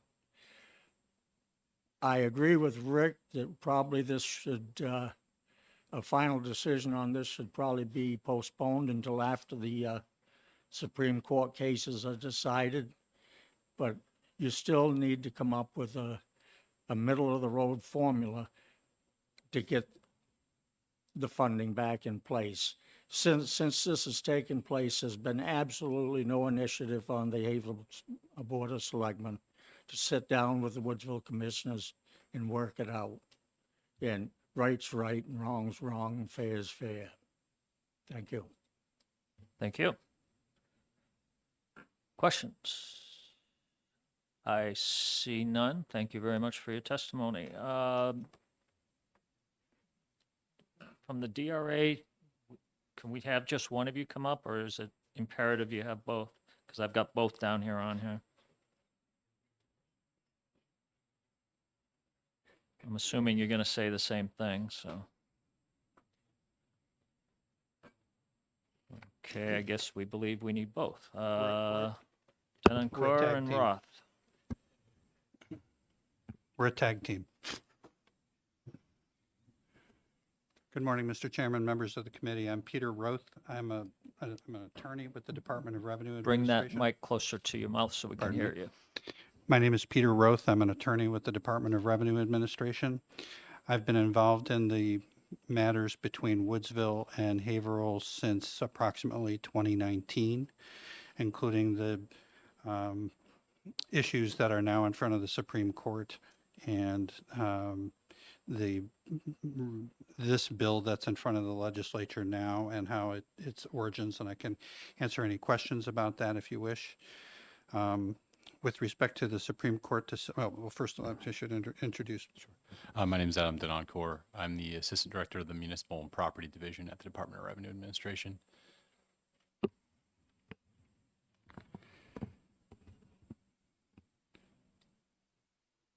So the case was argued to the Supreme Court at the beginning of January, and we're expecting a decision really at any point. I check the docket literally every day to see what the decision is. The case was argued to the Supreme Court really sort of in two different ways. The Woodsville argued the case as sort of a larger question about whether the warrant article approach that was in the 2021 legislation ought to be followed, which was the basis for its appeal to the Department of Revenue Administration over Haverhill's tax rate. And I know that's kind of confusing. The department, through the Department of Justice, argued to the court that the case should be decided on a very narrow basis of jurisdiction. And that is the timing for Woodsville's appeal was not correct, and Woodsville did not have standing to appeal the tax rate that was assigned to the town of Haverhill. Woodsville could have appealed its own tax rate, but it didn't, and instead it appealed Haverhill's tax rate. So it's our expectation and belief that the Supreme Court will, or should anyway, decide the matter on a narrower jurisdictional basis. That doesn't really help move the pieces any further on the board to get us to, sort of a resolution of what's going on here. But one of the things that we discovered in looking at the legislation, and I studied the legislation back to 1880 something, and the most current version, which was put forth by Senator Gaida in 2021, but also previously in 2020, was to create this sort of, I think everybody believed anyway, that two things were going to happen. One, the parties, that is Haverhill and Woodsville, would talk. That didn't happen. But it was also the belief that I think the idea was to separate the sort of intertwinedness of the two entities. There was left in the legislation in 2021 the ability for the voters at town meeting to put forth warrant articles, and so there's a dispute about what that meant. And Senator Gaida believed, and there's a letter to that effect, that this was a very narrow way for Haverhill to fund certain programs that Woodsville was carrying on Haverhill's behalf. And I believe the ambulance service was one of them, maybe the library. I'm not sure exactly what they were.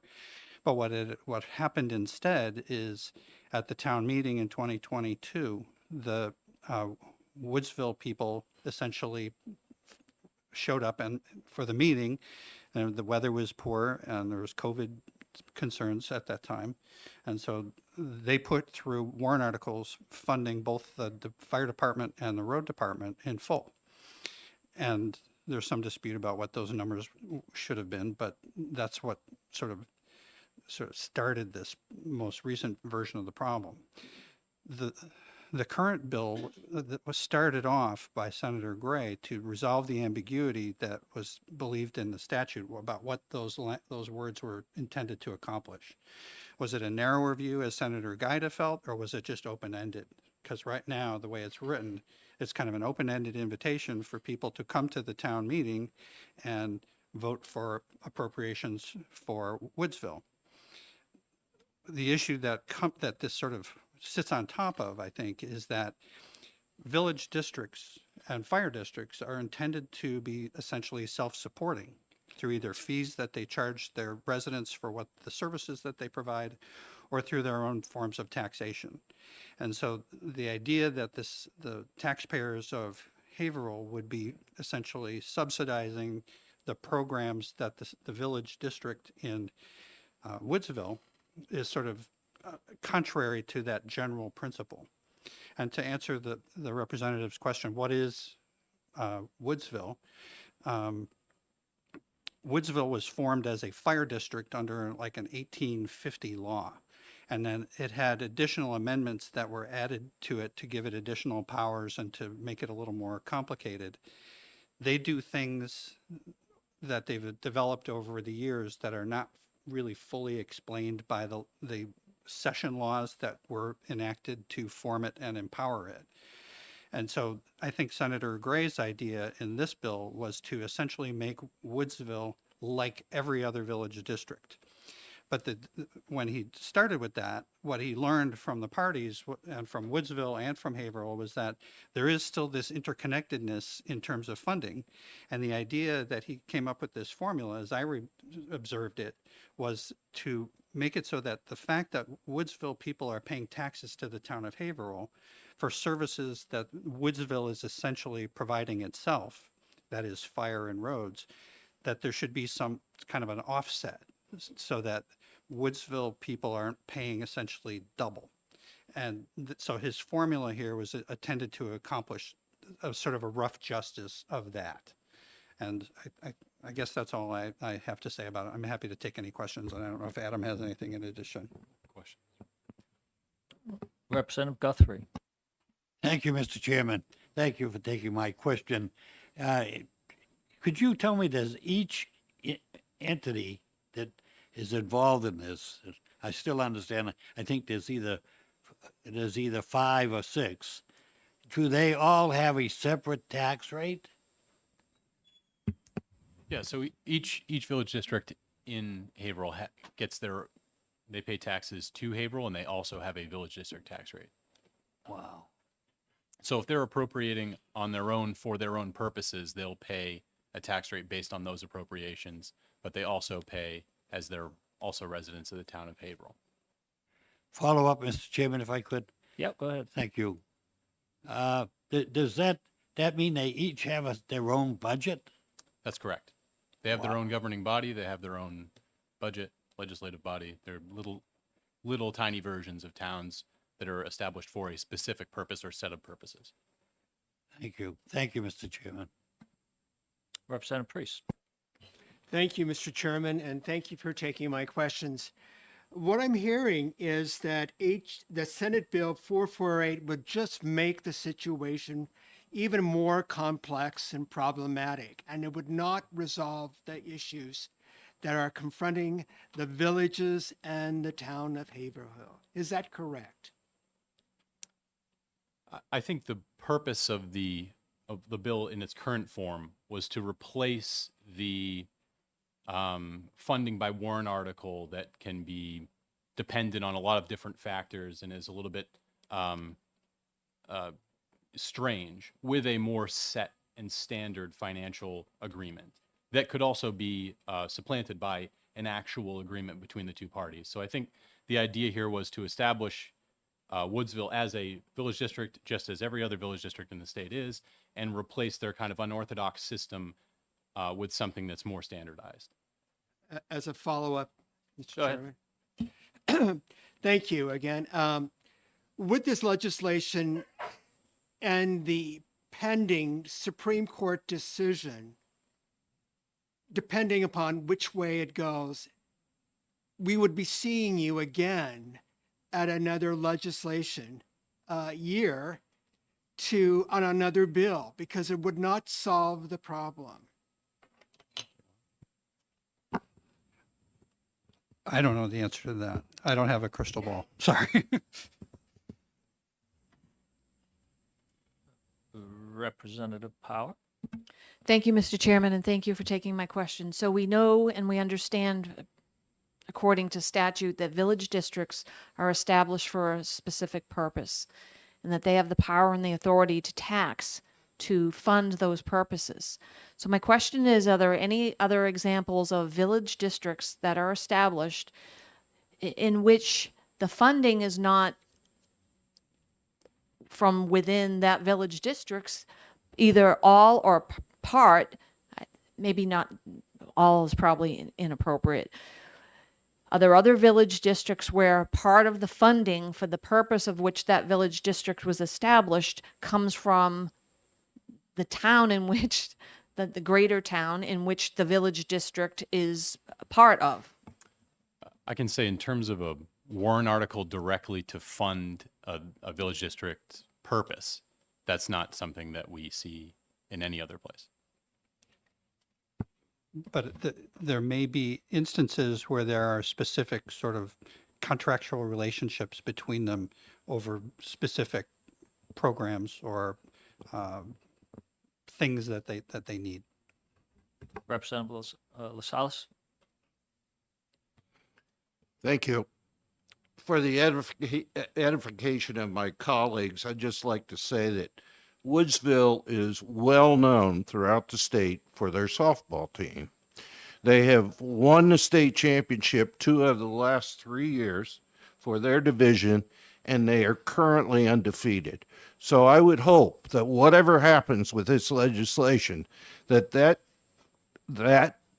doesn't change, that Woodsville will always be proud of their softball team. Thank you.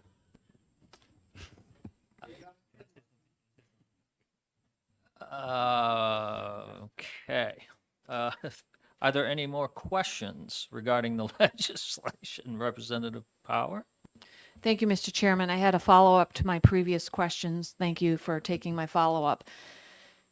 So following up to what I had asked before, what I would like to ask is, with regards to village districts, are there any statutes which prescribe a formula for funding similar to what was previously in statute, which was repealed, and now that we see here with this bill before us? Not that I've seen.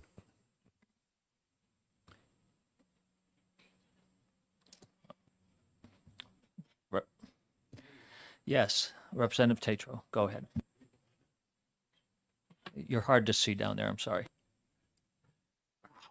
I've never been told that. Thank you, Mr. Chairman, and thanks for taking our questions. I'm having a hard time wondering why it seems though each town's trying to do their own thing and can't get together on how you fund it. But there's plenty of examples throughout the state for the mutual aid systems. Why can't you work it out that way? I mean, we've gone so far as not only fire, we've got public works mutual aid systems, police department mutual aid system. Why can't you follow this example and get it done? Thank you for the question. That's not something that the Department of Revenue has any control over.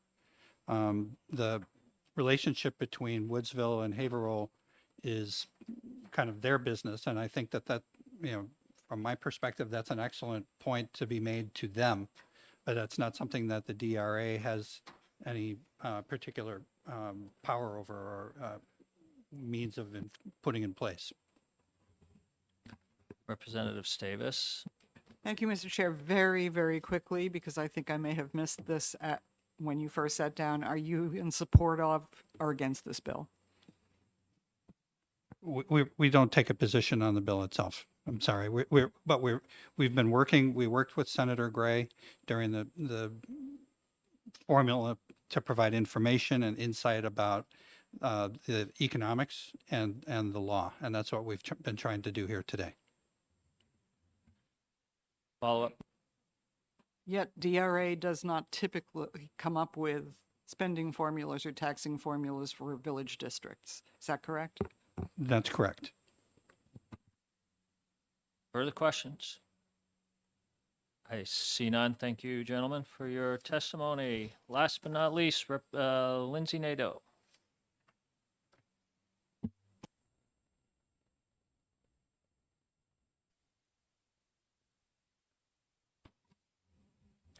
Good morning. It's still morning. My name is Lindsay Nadeau. I am an attorney at Orin Reno, just down the street. And we represent the Woodsville Fire District in various legal matters, and that's how we became aware of this piece of legislation. I want to reiterate that Woodsville, similar to many of you, would like to never have to be back here ever again. That's, I think, universal. We are here once again because the town of Haverhill keeps bringing legislation to try to change the playing field.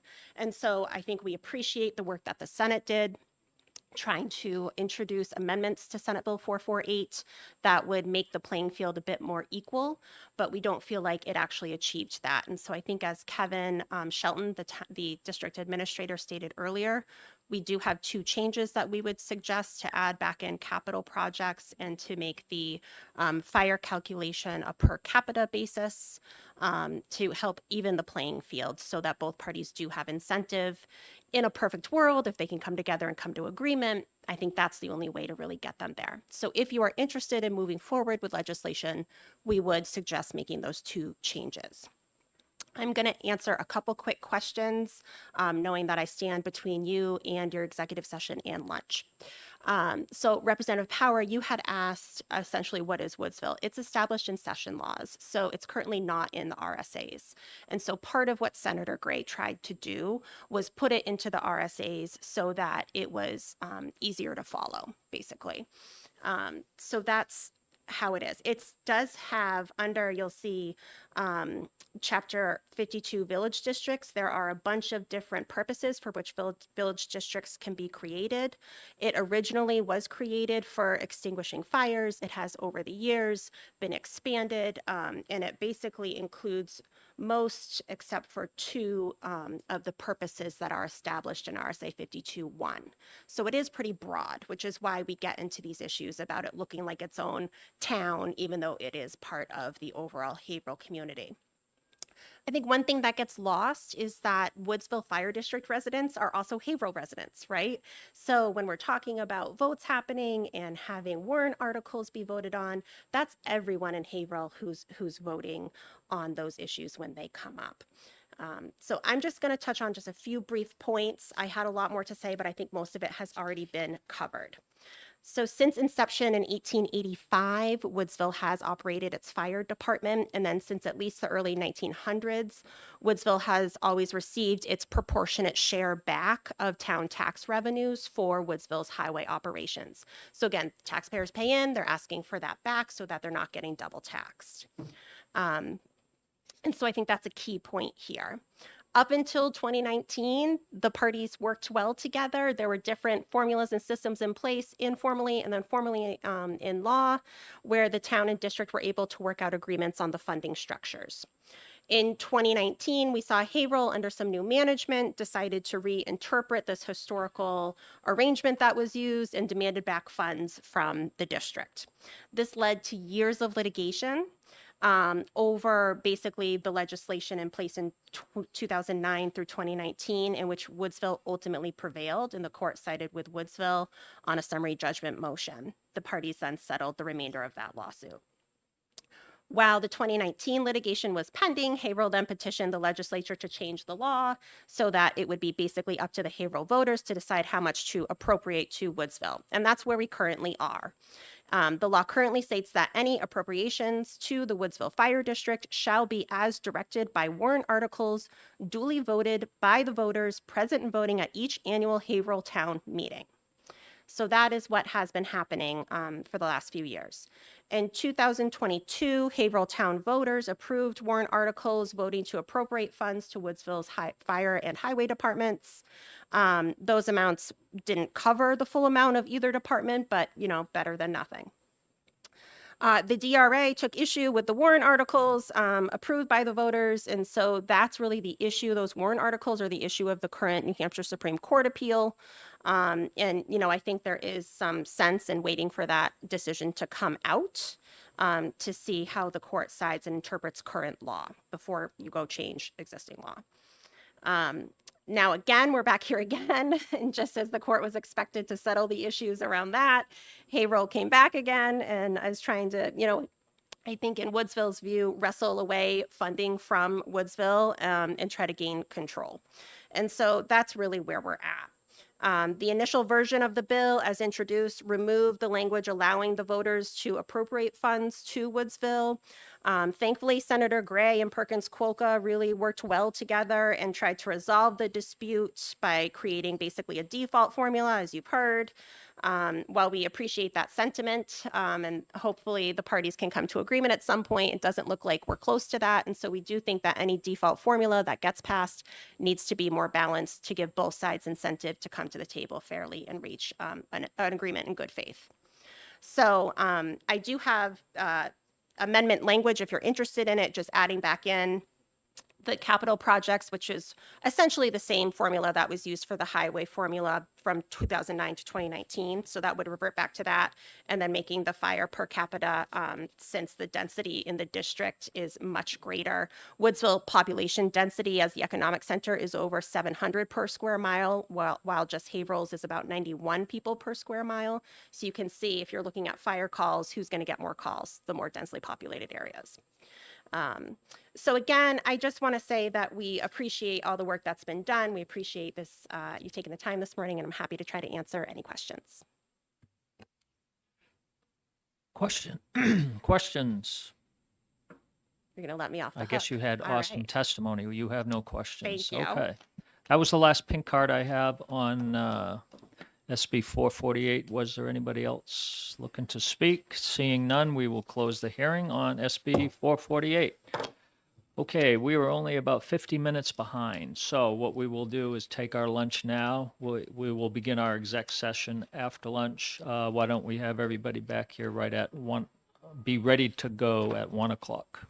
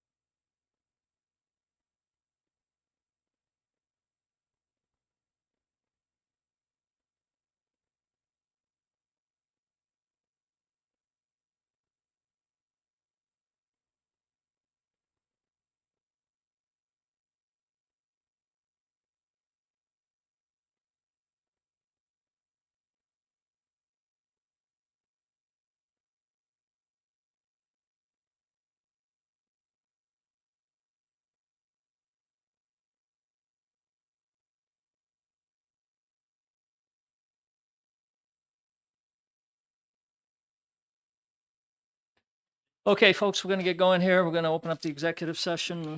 We got a bunch of bills, 1, 2, 3, 4, 5, 6, 7, or 8 of them. We're going to start with Senate Bill 63 relative to the adoption of public health ordinances by municipalities. And with that, I understand Representative Cahill has a amendment to propose.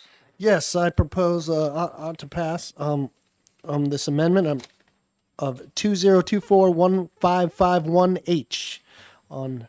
Thank you. And do we have a second on that? Representative Brown seconds. And would you like to speak to your amendment? Yeah, I'll speak briefly to my amendment. I see this amendment as simplifying things and taking out some language and just putting it back to nuisances. Okay, thank you. Does anybody want to speak to the amendment? Representative Priest. Thank you, Mr. Chairman. I think this is very short-sighted because I think healthcare officers do much more than just be proactive, I mean, not proactive, but reactive to anything that comes up. They need to be proactive, and they are proactive if you step out and let them do what they're supposed to be doing. And I think this bill and this amendment does not do that. And so therefore, I will be opposing this amendment and the bill. Thank you. Thank you. Further comments? Seeing none, when the clerk is ready, could we call the roll on Amendment 1551H? Vice Chairman Power, Yes. Representative Guthrie. No. Clerk votes yes. Representative Silas, Yes. Representative Keller, Yes. Representative Allwood, Yes. Representative Brown, Yes. Representative Cahill, Oh, yes. Representative Davis, No. Representative Tatro, No. Representative Majori, No. Representative Gallagher, No.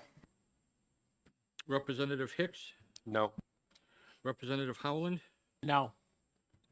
Representative Priest, No. Representative Frack. No.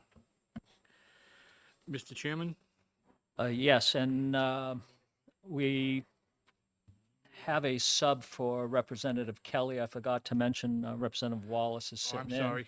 So just need to call his also. Representative Wallace, Yes. 9-9.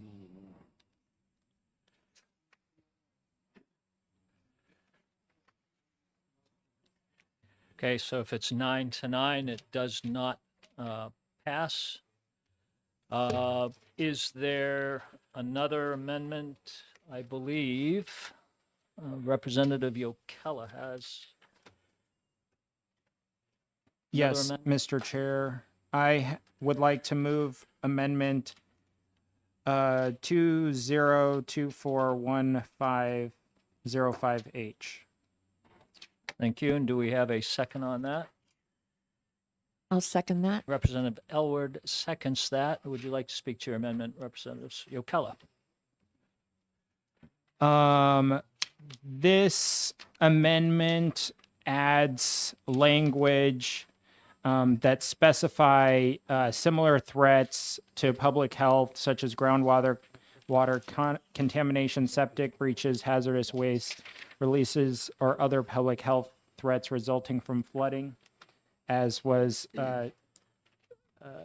given to you at the committee hearing. So please support it. Thank you. Are there comments on 15508, Representative Holland?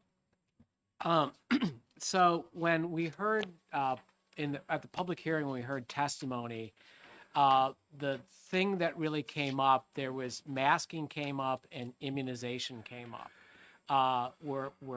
how municipalities had enacted it, and it seems to be the impetus for this legislation that we don't allow municipalities to regulate that, and so of course we're looking at now nuisances. The thing is that, and unfortunately I served on both the school board and the town council during COVID. COVID, a highly infectious airborne disease that kills 1 million people, really wasn't in our playbook. And as a municipality, it really overwhelmed our ability to regulate. We didn't know anything about it. And so it really was the duty of the state to regulate it, the public health element of it. And initially they did do that. They closed the schools down, and we tried to figure out how to actually make it work. But as we moved in the summer and then to the fall, and we're being asked to reopen the schools, the state failed us. They did not provide us with clear regulation. They said, well, these are some ideas we have, but we'll leave it up to the local municipality to figure out how to make it work. And so they punted their responsibility to us. And the state at any time can override any local regulation, particularly when it deals with an emergency, but they chose not to. And it was excruciating as we made our way through the school year. The state finally, after we had come up with matrices to like when it was actually safe to open and when we could have staffing, the state overruled all of that and said we could not mask and that we had to go back in person. They could have done that at any time initially and helped us work through the pandemic, but they chose not to. And so now when I look at this, as we've moved away from COVID, rather than saying we want the state to take responsibility for medical emergencies, we're saying what the local penalizing the local municipality who had to deal with the failure of the state by saying that we can't regulate it. And so to say that I have trust issues about the state is an understatement. I think this legislation is not necessary. Solving health crises is a partnership between the municipality and the state. This does not help that. Other comments? Representative Yokella? Thank you. I actually, with all due respect, I completely disagree with Representative Howland that this bill has anything to do with COVID. And there's an entire investigation done by the House right now investigating the COVID response, and this is not a byproduct of that investigation. In fact, I am aware of the testimony that was brought forward, and the prime sponsor said that their main kind of impetus and thing that got them enthusiastic about this was the blatant overreach by some municipalities by regulating tattoo parlors and saying that they needed to have medical doctors as tattoo artists. And that and there are other examples like municipality in Kingston has a ordinance done by their health officers regulating the migration of birds and what you can, if you can feed them or not. Those are absolute examples that of overreach that this bill is specifically trying to address. Things that the state regulates tattoo artists, not the municipality. They are blatantly overreach, and so I think that this addresses that most of all. It kept on being asked if the COVID was a nuisance. No, it's a public health emergency. A nuisance is not a public health emergency. A public health emergency does raise to the level of a state level thing that needed to be addressed and all of that stuff. But this is far more reaching than just that topic. And so that is, I think, that what we should be, when you're thinking of a bad policy put forward by the public health officers think of the regulation of tattoo artists and the regulation of what you can and cannot do to wild geese that are flying around and landing next to your 5-year-old child.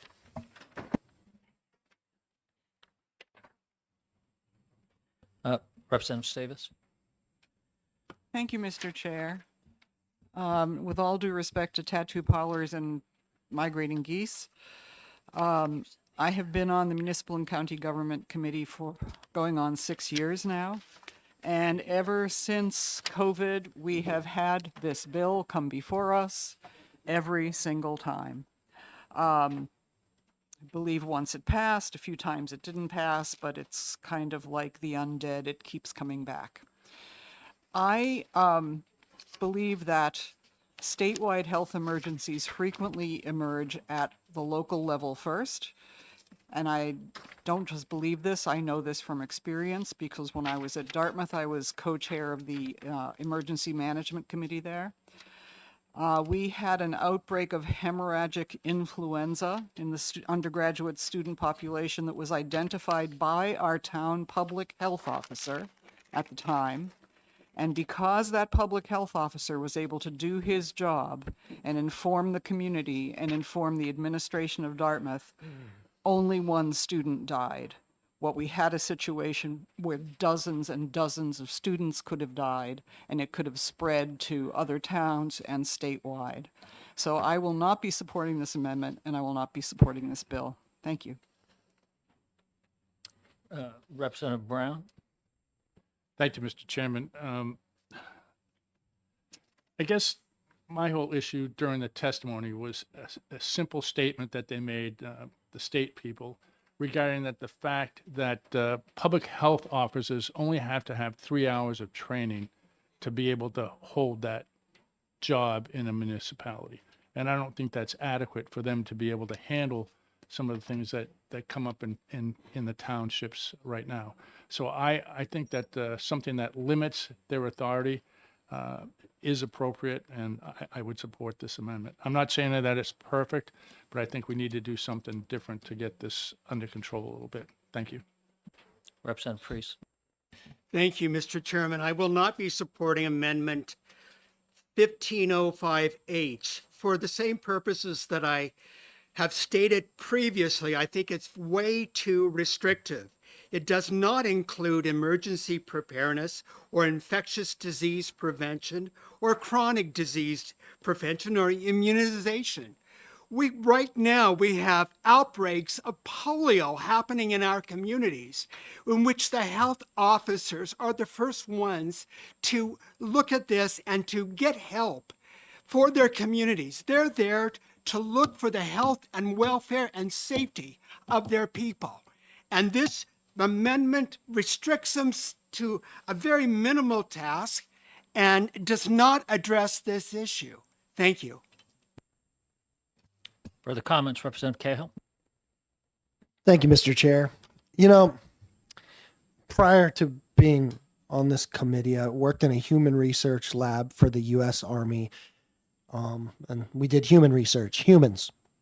So I probably forgot a lot more than most of you guys are ever going to know about this sort of thing. And I do have a question from my colleague over there. How many actual times have you called your health officer and asked him to do something like that? Several times, because they're responsible for making sure that the restaurants don't pass out contaminated food. That's how many times. I mean, how many times is... When a question is asked, the recipient first has to make sure everything goes through the chair. And if the individual wishes to answer, then he can answer. And if you have another question, you may ask the question through the chair. I don't need any more short-sighted answers. I'm good.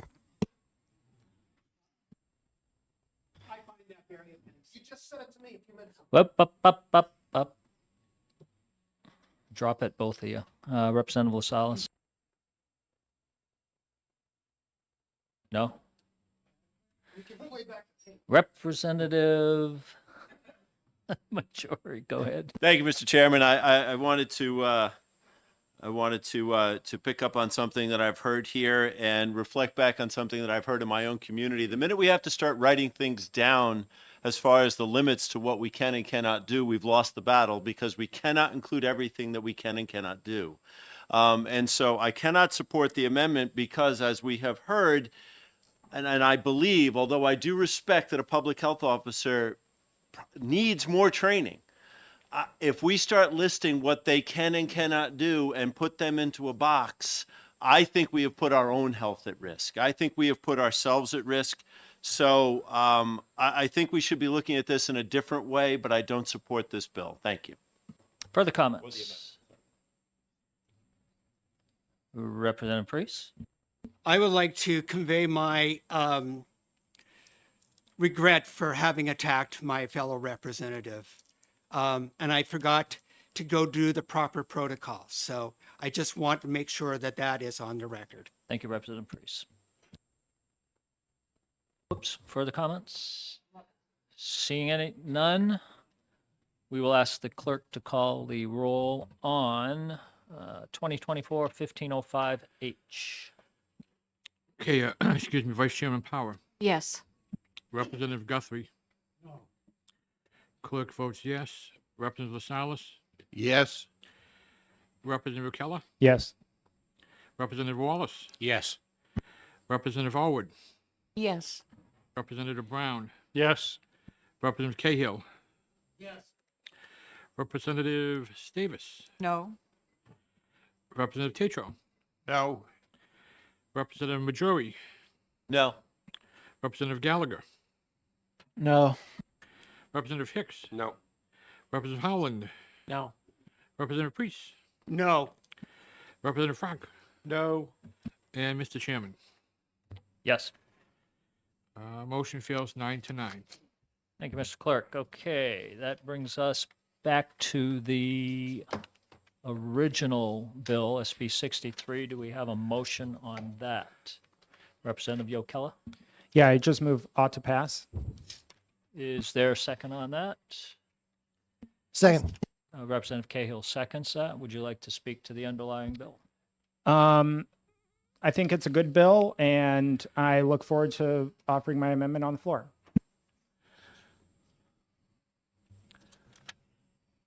Okay, further comments? Seeing none, when the clerk is ready, we can call the roll on the underlying bill, Senate Bill 63, as amended by the Senate. Okay, Vice Chairman Power, Yes. Representative Guthrie, Yes. Clerk votes yes. Representative LaSalle, Yes. Representative Keller, Yes. Representative Wallace, Yes. Representative Allwood, Yes. Representative Brown, Yes. Representative Cahill, Yes. Representative Davis, No. Representative Tatro, No. Representative Majori, No. Representative Gallagher, No. Representative Hicks, Nope. Representative Howland, No. Representative Priest, No. Representative Frank, No. Mr. Chairman. Yes. Motion passes 10-8. Okay, based on the 10-8, I assume this will not go on the consent calendar. So we have who's going to write the committee report for the majority? Is that going to be Representative Cahill or Yokella? Representative Cahill will write the majority report and the minority report. Don't all speak up at once. Representative Davis will do the minority report. Okay, that closes the exec session on Senate Bill 63. Go ahead. Go ahead, turn your mic on. If an amendment fails in an executive session, can it be offered as a floor amendment? I do not know the answer to that. I can, we'll check with the clerk.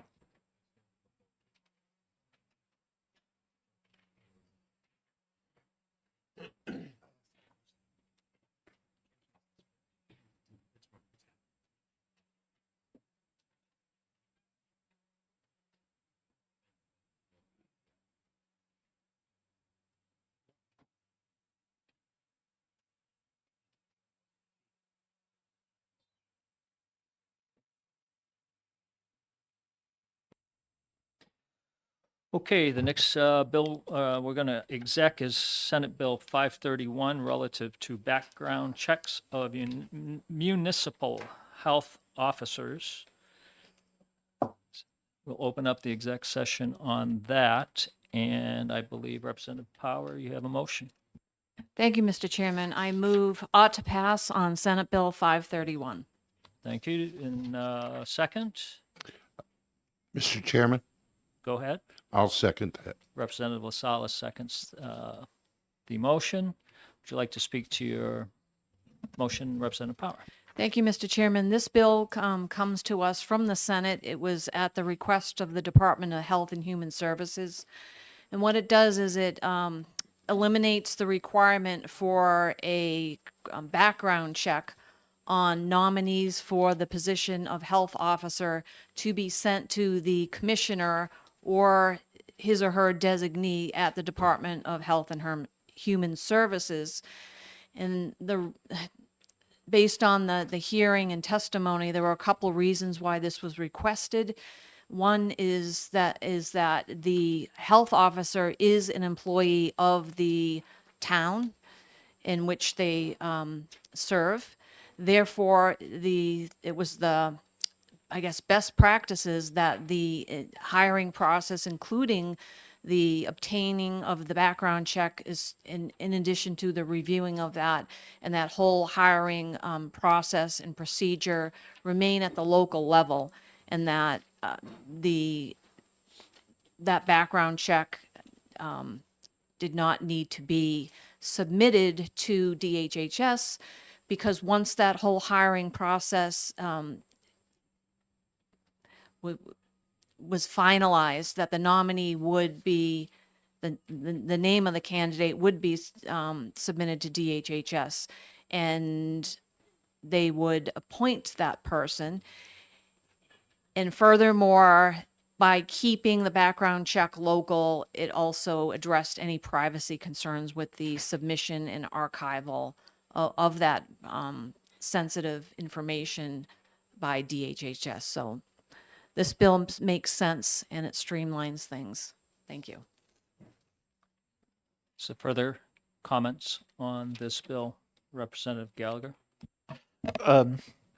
So I initially was a bit suspicious of this bill, just based on the idea of it, but having found out that DHHS is on board with it, that mitigated my concerns, so I'll be supporting it too. Further comments? Seeing none, we'll ask the clerk to call the roll on Senate Bill 531. Vice Chairman Power, Yes. Representative Guthrie, Yes. clerk votes yes. Representative Salas, Yes. Representative Yokella, No. Representative Wallace, Yes. Representative Allwood, Yes. Representative Brown, Yes. Representative Cahill, Yes. Representative Davis, Yes. Representative Tetro, Yes. Representative Majori, Yes. Representative Gallagher, Yes. Representative Hicks, Yes. Representative Howland, Yep. Representative Priest, Yes. Representative Frack, Yes. Mr. Chairman. Yes. Passes 17 to 1. Okay, that passes 17 to 1. This will go on the consent unless there's an objection. I don't see an objection from Representative Yukella, so we will go on to the consent report. Representative Power. Okay, with that, we close the exec session on Senate Bill 531.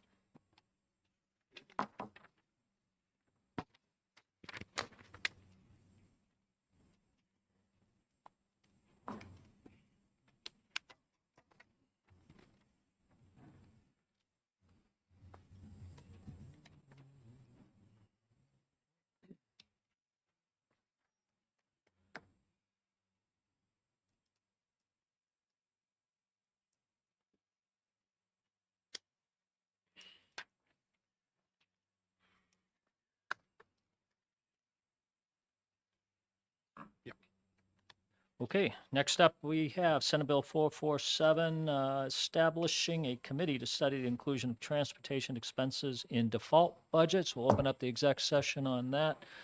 And I believe Representative Cahill has a motion.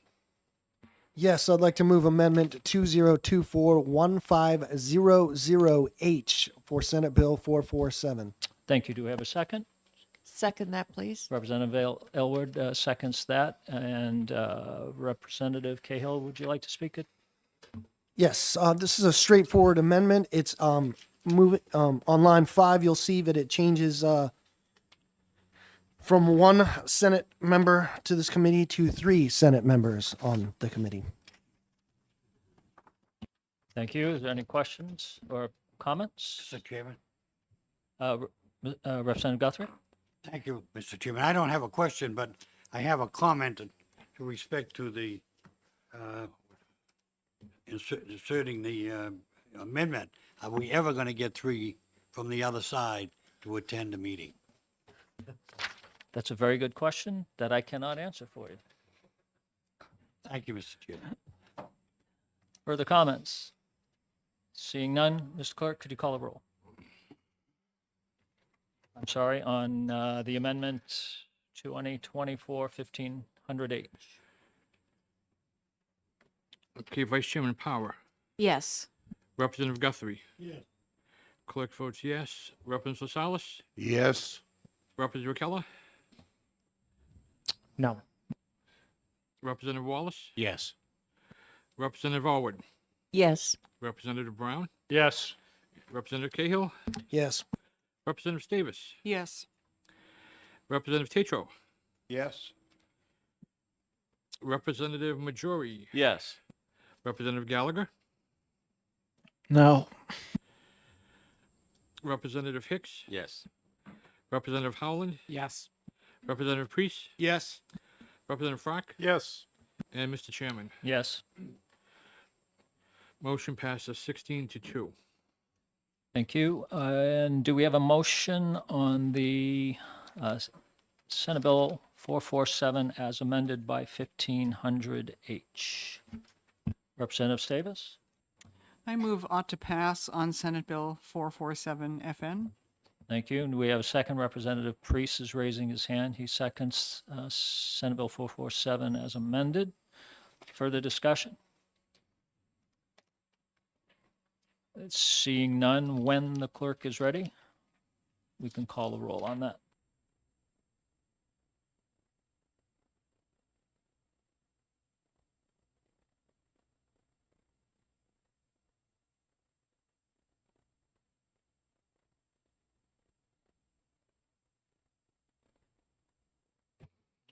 Okay, Vice Chairman Power.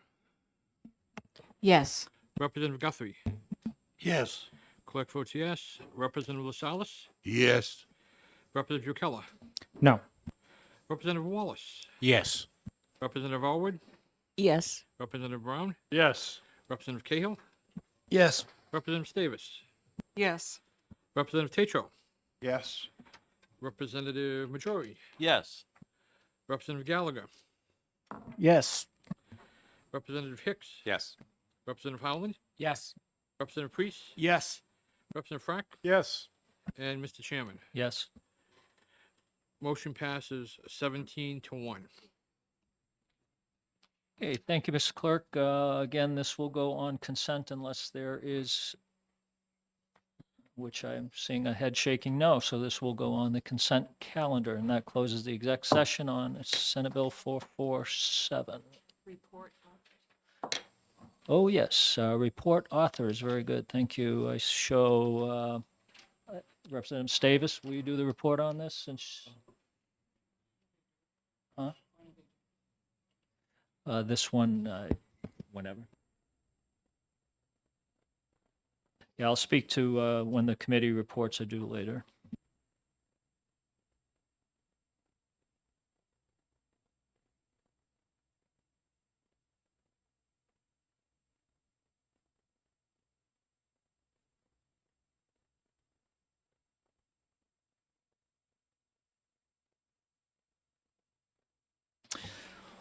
Okay, next up, Senate Bill 532 with a very, very long title that I'm not going to read. Senate Bill 532, Representative Cahill, I believe you have an amendment to introduce. Yes, I move Amendment 2024-1569H on Senate Bill 532. Thank you. Do we have a second on that? Representative Elwood seconds that. And would you like to speak to it? Yes, sir. Thank you, Mr. Chair. This is a simple amendment that's adding a new section, and the gist of the amendment is that it's requiring the data to be on the website for at least 90 days. Thank you. Further comments? Representative Davis? A question about a technical requirement that the amendment, I believe, imposes. In the absence of a website, a political subdivision shall post the information in two appropriate places. Do those postings have to remain in place for 90 days? And if those public places are newspapers of general circulation, that's going to cost those municipalities a ton of money. That is a valid point. That is a valid point. I'll speak to that. The amendment, as you are aware, Representative Davis, was mine. I really didn't look at the posting in the two appropriate places. Probably should have had it also.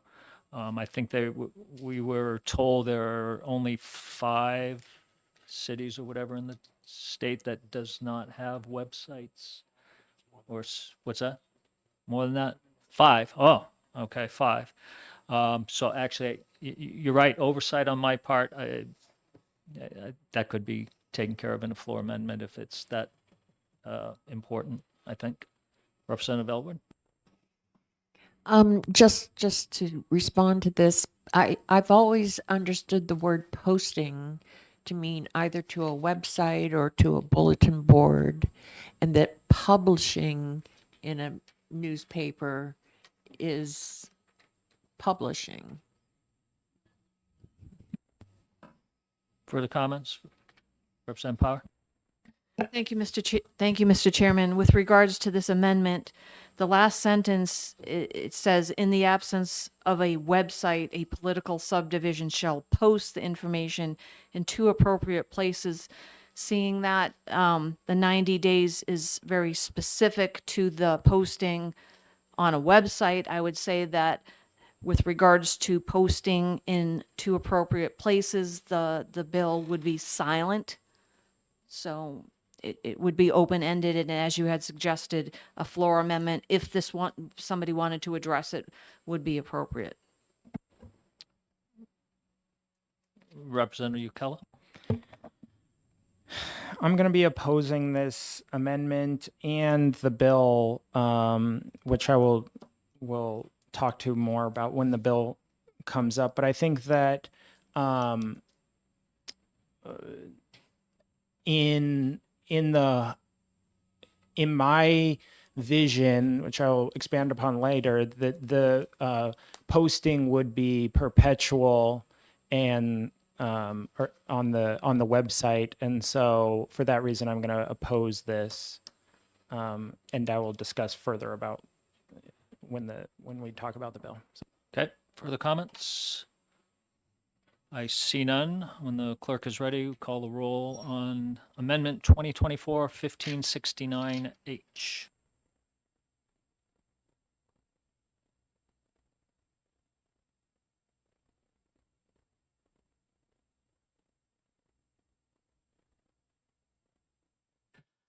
Vice Chairman Power, Yes. Representative Guthrie, Yes.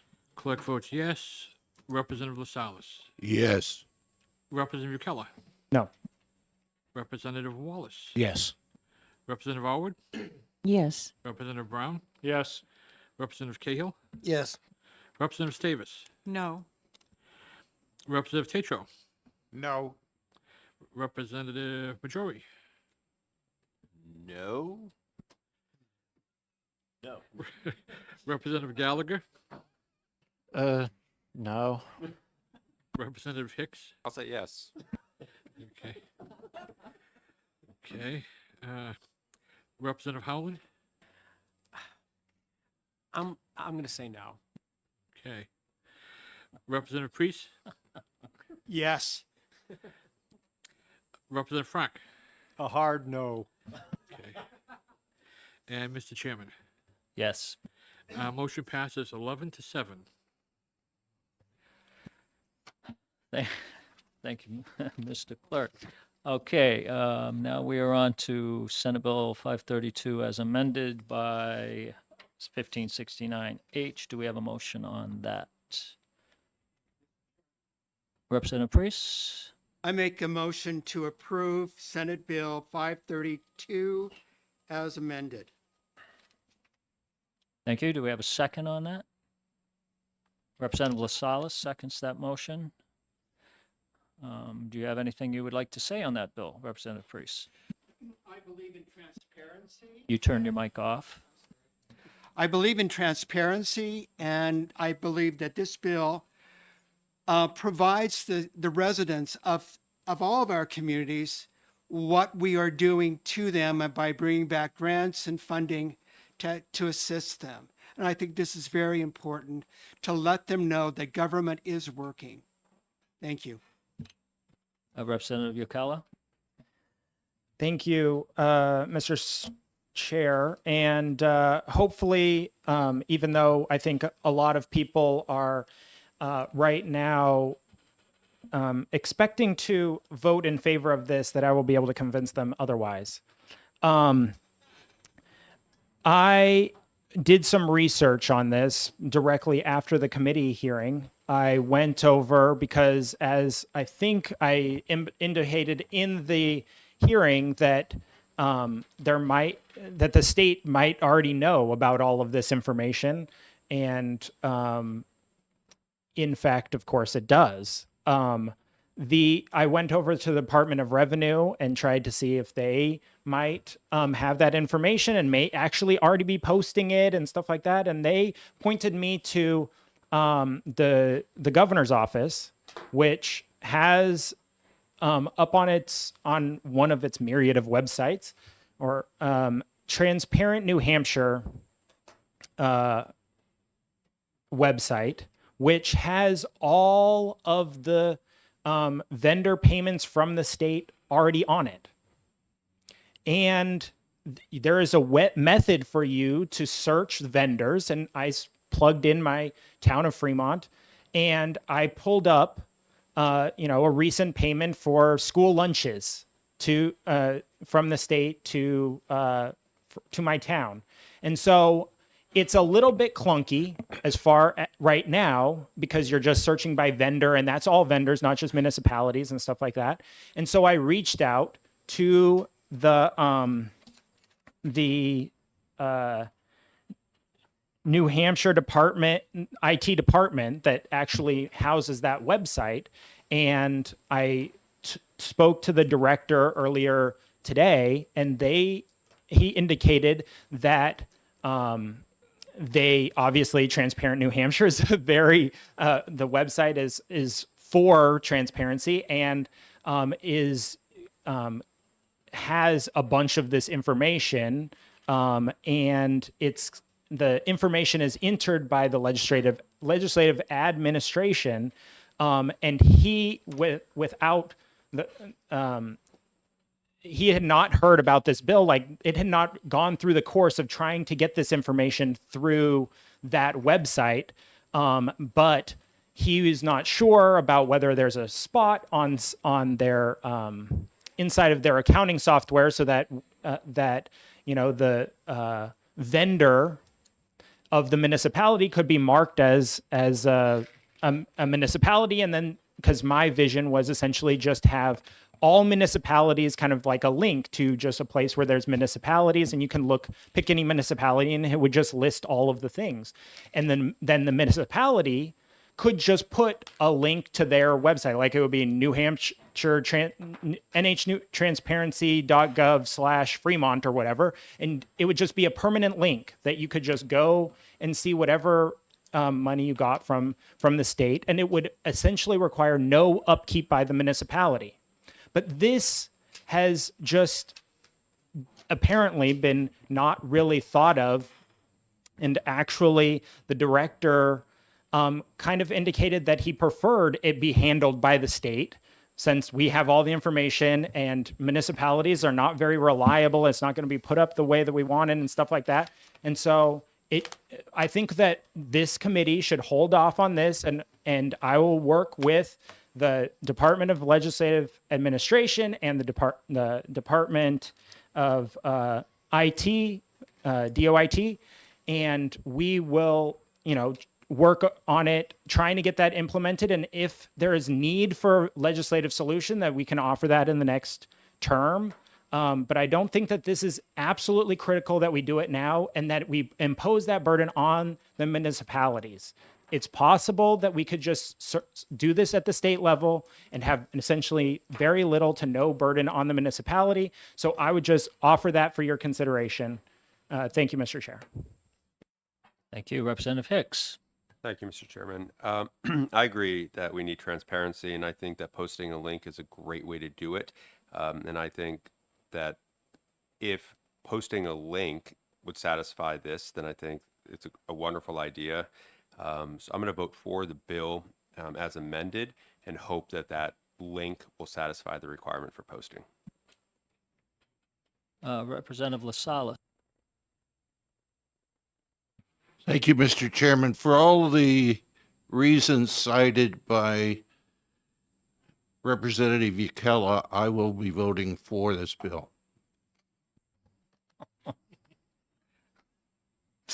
Representative Howland. Thank you for taking my my statement. So I do support it, even though I was nervous about the 60 days posting in the newspaper. We actually do most of this already on our website. I mean, the goal of the budget process is to pass the budget. And so the more information, a budget is more than just numbers, it's a story.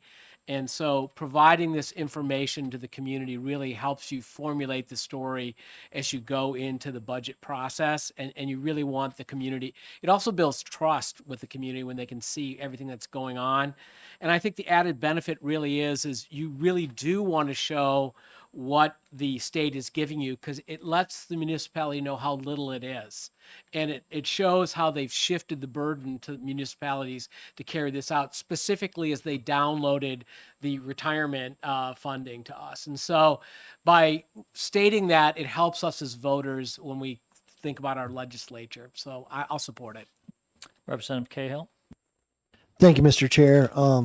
I got this bag of M&Ms right here, and it's got different color M&Ms, red, green, yellow. We all retain and get information in different ways. And I totally respect Representative Yokela's points on this. I'll be voting for this bill and we voted for the amendment, and hopefully we can fix on the floor the one small issue. But I think it better serves us if we're presenting information in multiple different ways. I think it's great that we have the state archive or whatever, but it will be very good for the employees of the town and the citizens of the town to have this information posted as it's being suggested. I had Representative Gallagher next. So I don't really necessarily oppose the idea behind this bill. I generally support transparency. I was actually considering getting my own amendment drafted to it, though, which unfortunately I had wanted to meet with someone from the education committee about it, but just didn't get around to it in time. Some things that I would have wanted to change that if I'd done this amendment would be to increase the 30 days to say within 30 days of receipt to say within 60 or 90 days of receipt. And I also would have liked to add some language about making sure that this applies evenly to public schools and other sorts of education types that that the state provides funding for. And then also my usual tech related stuff about software freedom and yeah, stuff like that. But then again, these are all pretty minor nitpicks.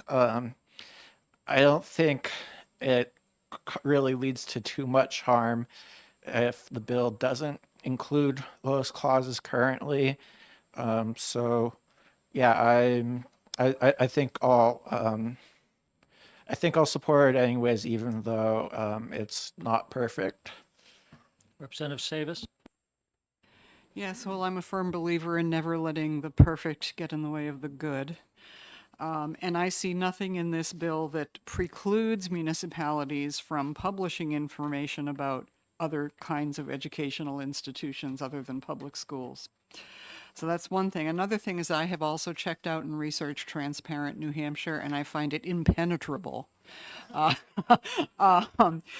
if I wanted to find out what kind of state funds had gone to a certain municipality, I don't even know where I'd begin. And the other thing is that in Lebanon, we do this every day. We have a daily update of opportunities and grant funds that have come in. And in following up on what Representative Howland said, it does give you the opportunity as a municipality to prioritize what you want to prioritize and not to just link to someone else's page that has their own priorities as to what they list first or second or third.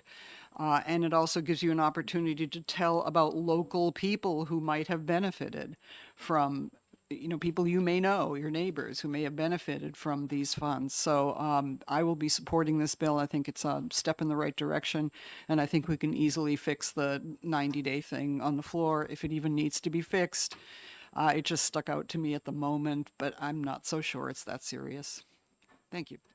Representative Hicks, you had another comment. Yes, thank you. I apologize for not thinking about this earlier. I think it must be on local municipalities' websites. People are not going to go, most people are not going to go to the state to look for information about their towns or cities. Further comments, Representative Brown? Since I agree with my Democratic counterparts, I wanted to make sure they knew that I agreed and say that I've agreed 100% on this type of thing, the transparency and the fact that your information for your town should be on your website, so people who don't spend a lot of time researching and looking at this for a town can see where they stand right away, and you can just point them when they ask questions about things like this. You can just point them to their town website, and it's done. One-stop shopping. Thank you. Very good. Representative Elwood? I guess I really have a question because in my town, it seems to be such a burden to post anything to the website.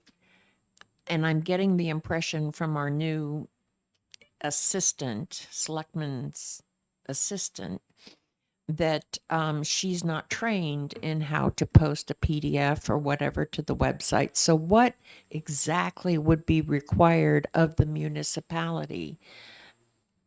Would they have to pay someone to post this information if they don't know how? Or what is the process? Does anybody know? Does anybody want to talk about that? Representative Cahill?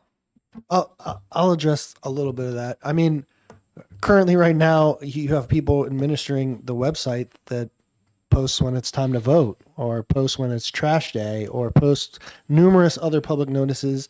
I think it would be very easy for them to be able to do this, like beyond easy. I would like to also say I completely agree with Representative Stavies. Some of those websites are hard to navigate, which is why I brought up the M&Ms. We all see information and learn information differently, and we need easier access. And I'll agree with Representative Hicks, and I'll agree with Representative Brown, and I'll disagree.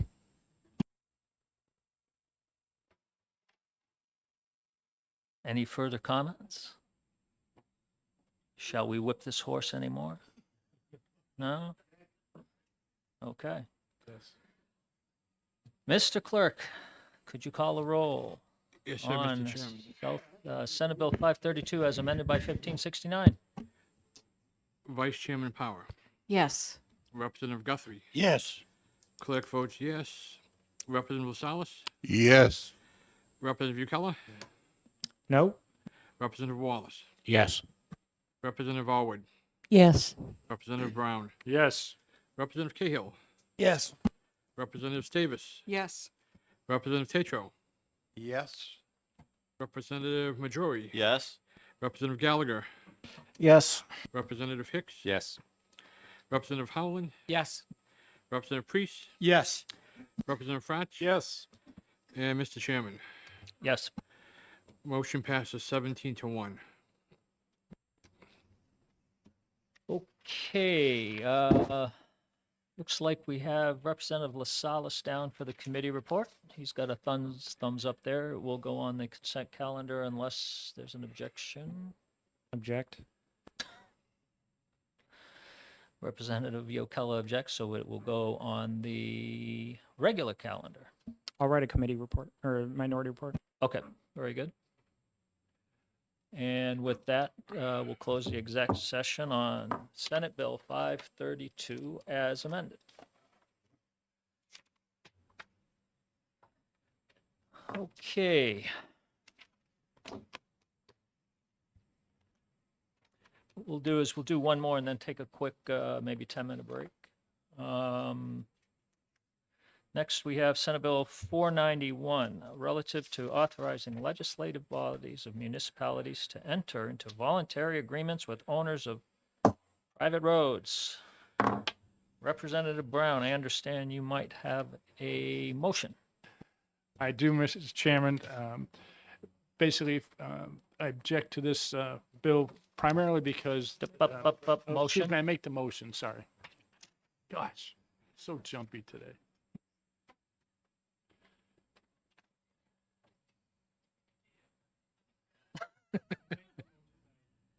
Make the motion to ITL the bill. God. Very good. Do we have a second? Representative Davis seconds. Now, Representative, would you like to speak to your bill? Your motion? I can't remember anymore. Actually, Mr. Chairman, I think the reason why I object to this is numerous reasons. I don't think the bill was written very clearly. I think that the one person who testified to this brought up issues with DES and runoff and those types of things, which are already covered by regulations, should be easily addressed by the town if that's an issue. I think it sets up potential questions in the future for what we know we don't want to address, and that's the fact that people want townships to take over their private roads. So I think that's enough. Okay. Further comments? Representative Howland? So full disclosure, I have a 3-season cabin down a private road. And I couldn't quite figure out, especially in the testimony where the person was coming up, and I assumed he was talking about runoff. And last year we did have some really epic torrential rains that caused a lot of runoff.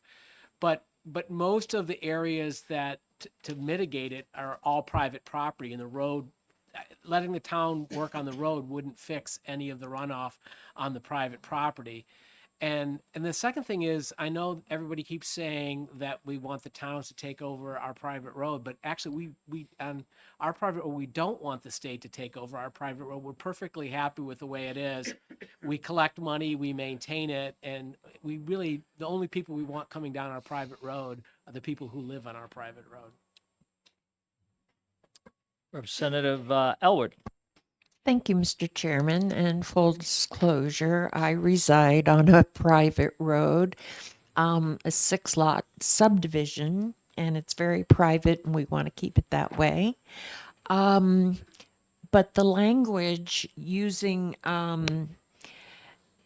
authorizing the legislative body to enter into voluntary agreements with owners of private roads, I believe is incorrect. It would be the governing body that would actually contract with the owners of private roads, not the voters contracting with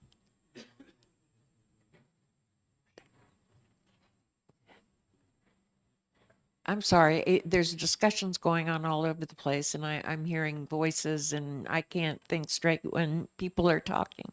Continue. So anyway, I believe the language is in error using the word legislative body. Representative Priest. Thank you, Mr. Chairman. I will be supporting this bill because, I'm sorry, I will be opposing this bill because I think there is unintended consequences that will arise because of it. This bill was created for one particular property owner who owns property and maybe develops property on a private road, and he's trying to get the town to take over the management and the maintenance of this road. And I think it doesn't really address all the issues that will be arising from the enactment of this bill. Thank you. Representative Yokella. Thank you, Mr. Chair. I'm going to be opposing this bill mainly because it's inserting new language. And there was a Supreme Court decision about, ownership and their decision was based on New Hampshire law, as it has to be. And so if you want to clarify whatever statute that they relied on to say like, hey, there's an opportunity for them to maintain it but not take ownership of it or something like that, then it would need to amend the law that the Supreme Court based its ruling on. And so because it's inserting new legislation and not really addressing what the law was based on, in addition to the confusing language, I think that they need to do more research on that Supreme Court law or basis for the Supreme Court ruling and amend the law that it was based on. So, thank you. Representative Gallagher. So I also oppose this bill, but in kind of from the opposite direction from most of the previous people who have spoken. Most people so far have said something to the effect of, we don't want municipalities taking over private roads. I do want municipalities taking over private roads, but I think that when they do that, they shouldn't be private anymore. This whole thing of, oh, the municipality is going to be on the hook for it, but it's still going to be private anyways, just doesn't really cut it for me. So yeah, that is my separate reason for opposing it. Representative Brown. Thank you, Mr. Chairman. Like the rest of the people who spoke, full disclosure, I live on a private road with 5 other people as well. And I wanted to echo Representative Priest's comment in that we had one person who testified for this, and no towns spoke in favor of doing this. Thank you. Representative Power. Thank you, Mr. Chairman. I'll just briefly comment that it's my understanding that this bill doesn't allow for anything new to be able to be done that can't already be done in statute. For example, there's already provisions in law that the governing body can enter into an agreement to do some of the stuff that this bill potentially seeks to do. And furthermore, a municipality is already enabled to, say, plow a driveway where the resident has called for an ambulance, and that's on a per case basis as needed in the emergency. And the last comment that I'll make is I find that the wording of the bill is poor and it's confusing. And with regards to the first sentence, legislative bodies entering into agreements, what that is referring to is that agreement would be approved by a warrant article. Somewhat confusing, but That's what that means. Further comments?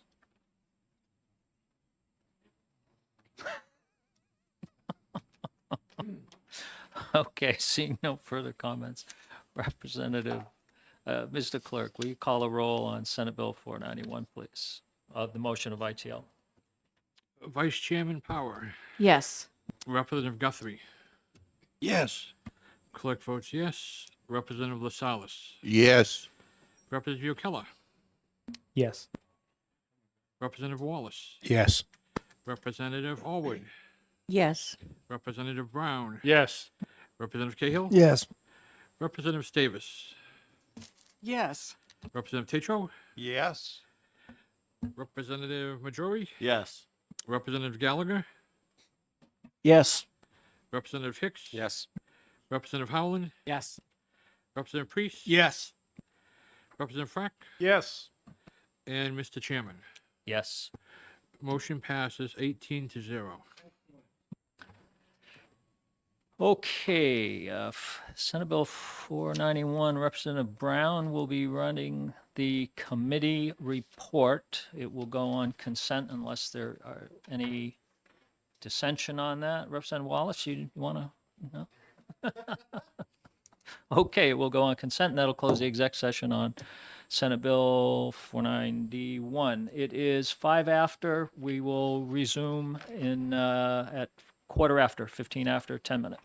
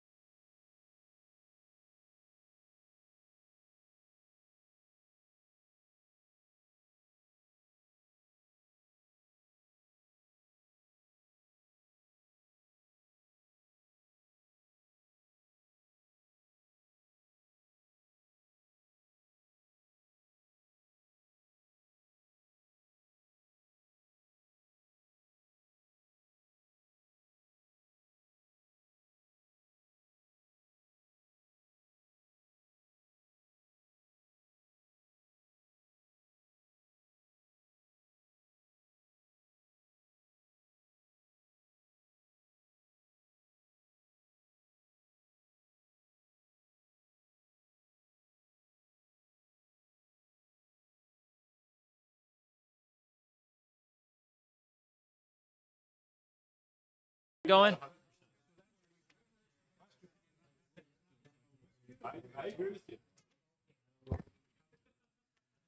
Okay, we're gonna. The tyrannical despot is looking at Representative Stavis. That's what she called me. That's what she called me.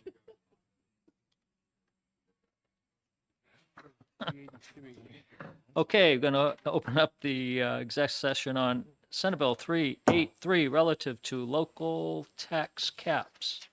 Representative Power, I understand you have a motion. Yes, thank you, Mr. Chair. I'd like to offer the committee amendment 2024-1520H to Senate Bill 383 FN. Thank you. Do we have a second on that?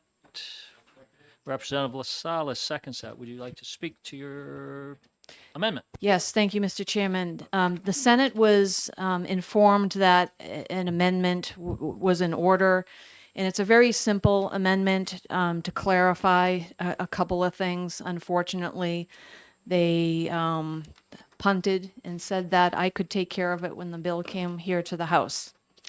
So apparently I'm their secretary. So nevertheless, there's two simple changes in line 6 in the original bill as presented. There was the word adopted, and that's changed to the word current.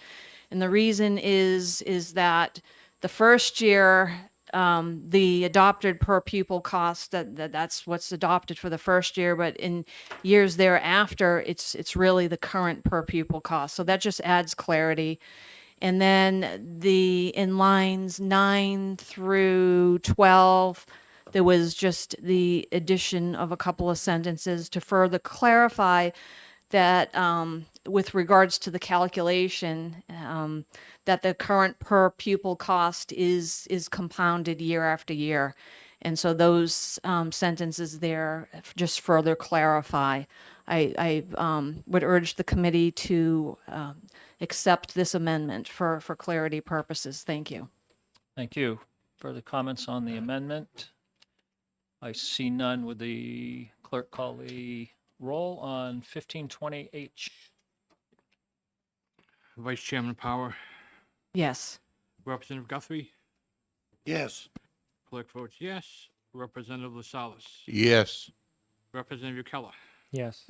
Representative Wallace, Yes. Representative Allwood, Yes. Representative Brown, Yes. Representative Cahill, Yes. Representative Stavis, No. Representative Tatro, No. Representative Majori, No? Representative Gallagher, No. Representative Hicks, No. Representative Howland, No.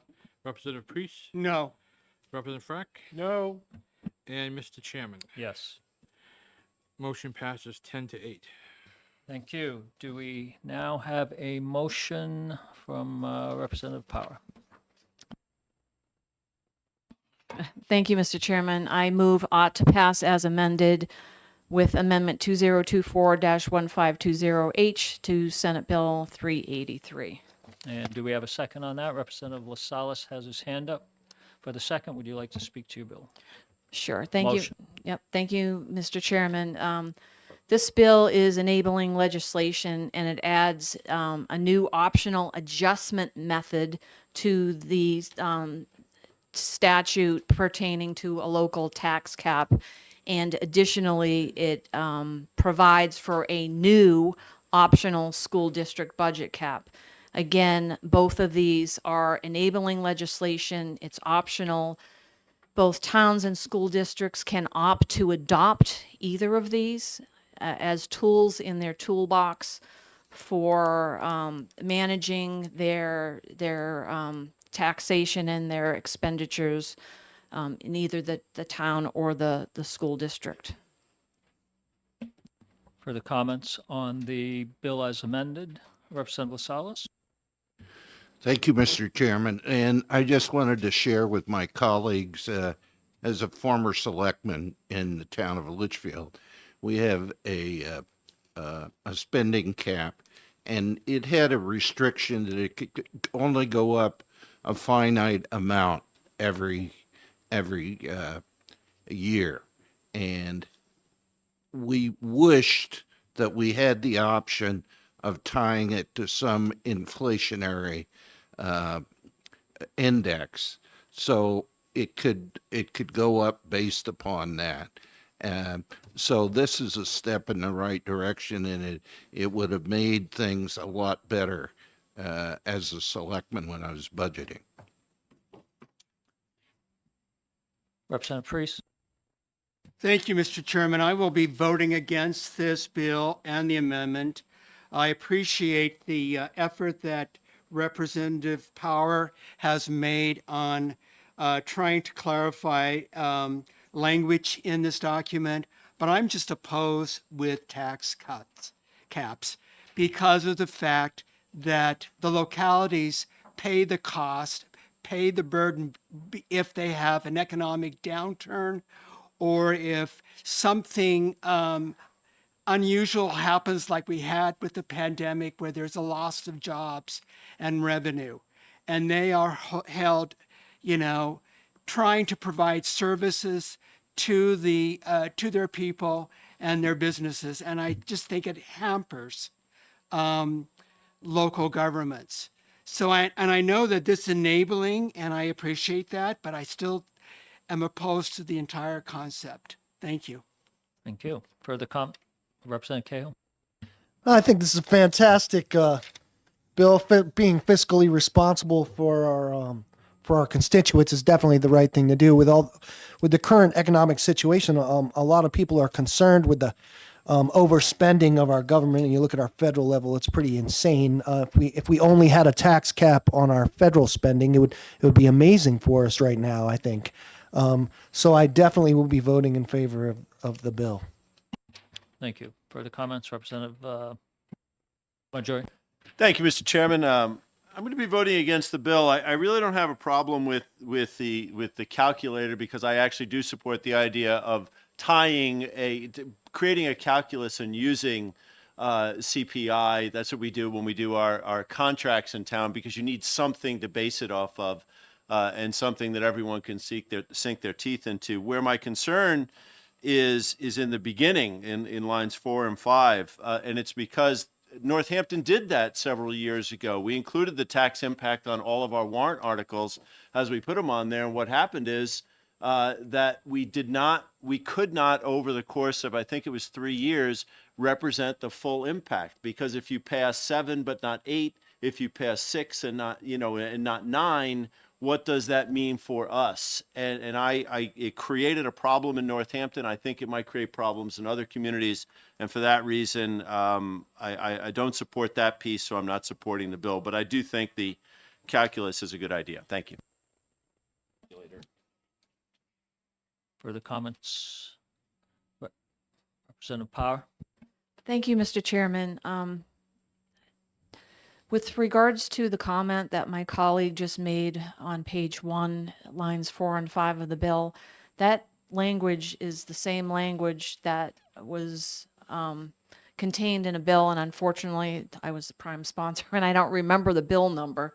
Bill numbers blur for me at this point, but knowing that that bill passed the House, I wanted to make sure, because this bill here addressed local tax caps, I wanted to make sure that that same language was also in this bill that's before us. So this isn't anything that we have not seen before. Seeing no more hands raised, Mr. Clerk, when you are ready, could we call a roll on Senate Bill 383 as amended by 1528H? Vice Chairman Power, Yes. Representative Guthrie, Yes. clerk votes yes. Representative LaSalle, Yes. Representative Ukella, Yes. Representative Wallace, Yes. Representative Allwood, Yes. Representative Brown, Yes. Representative Cahill, Yes. Representative Stavis, No. Representative Tatro, No. Representative Majori, No. Representative Gallagher, No. Representative Hicks, No. Representative Howland, No. Representative Priest, No. Representative Frack, No. and Mr. Chairman. Yes. OTPA passes 10 to 8. Thank you, Mr. Clerk.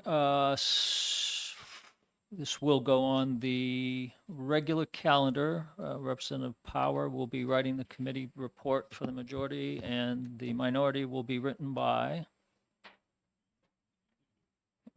Representative Majority will be writing the minority report. That closes the exec session on Senate Bill 383. Before we hit the next one, just a comment. I've had questions about committee reports. There's going to be 3 bills that if you're the committee writer on, I need those by this evening. I'm in jury duty again all day tomorrow, and we have a deadline that I need to get these 3 in on, and that is Senate Bill 63,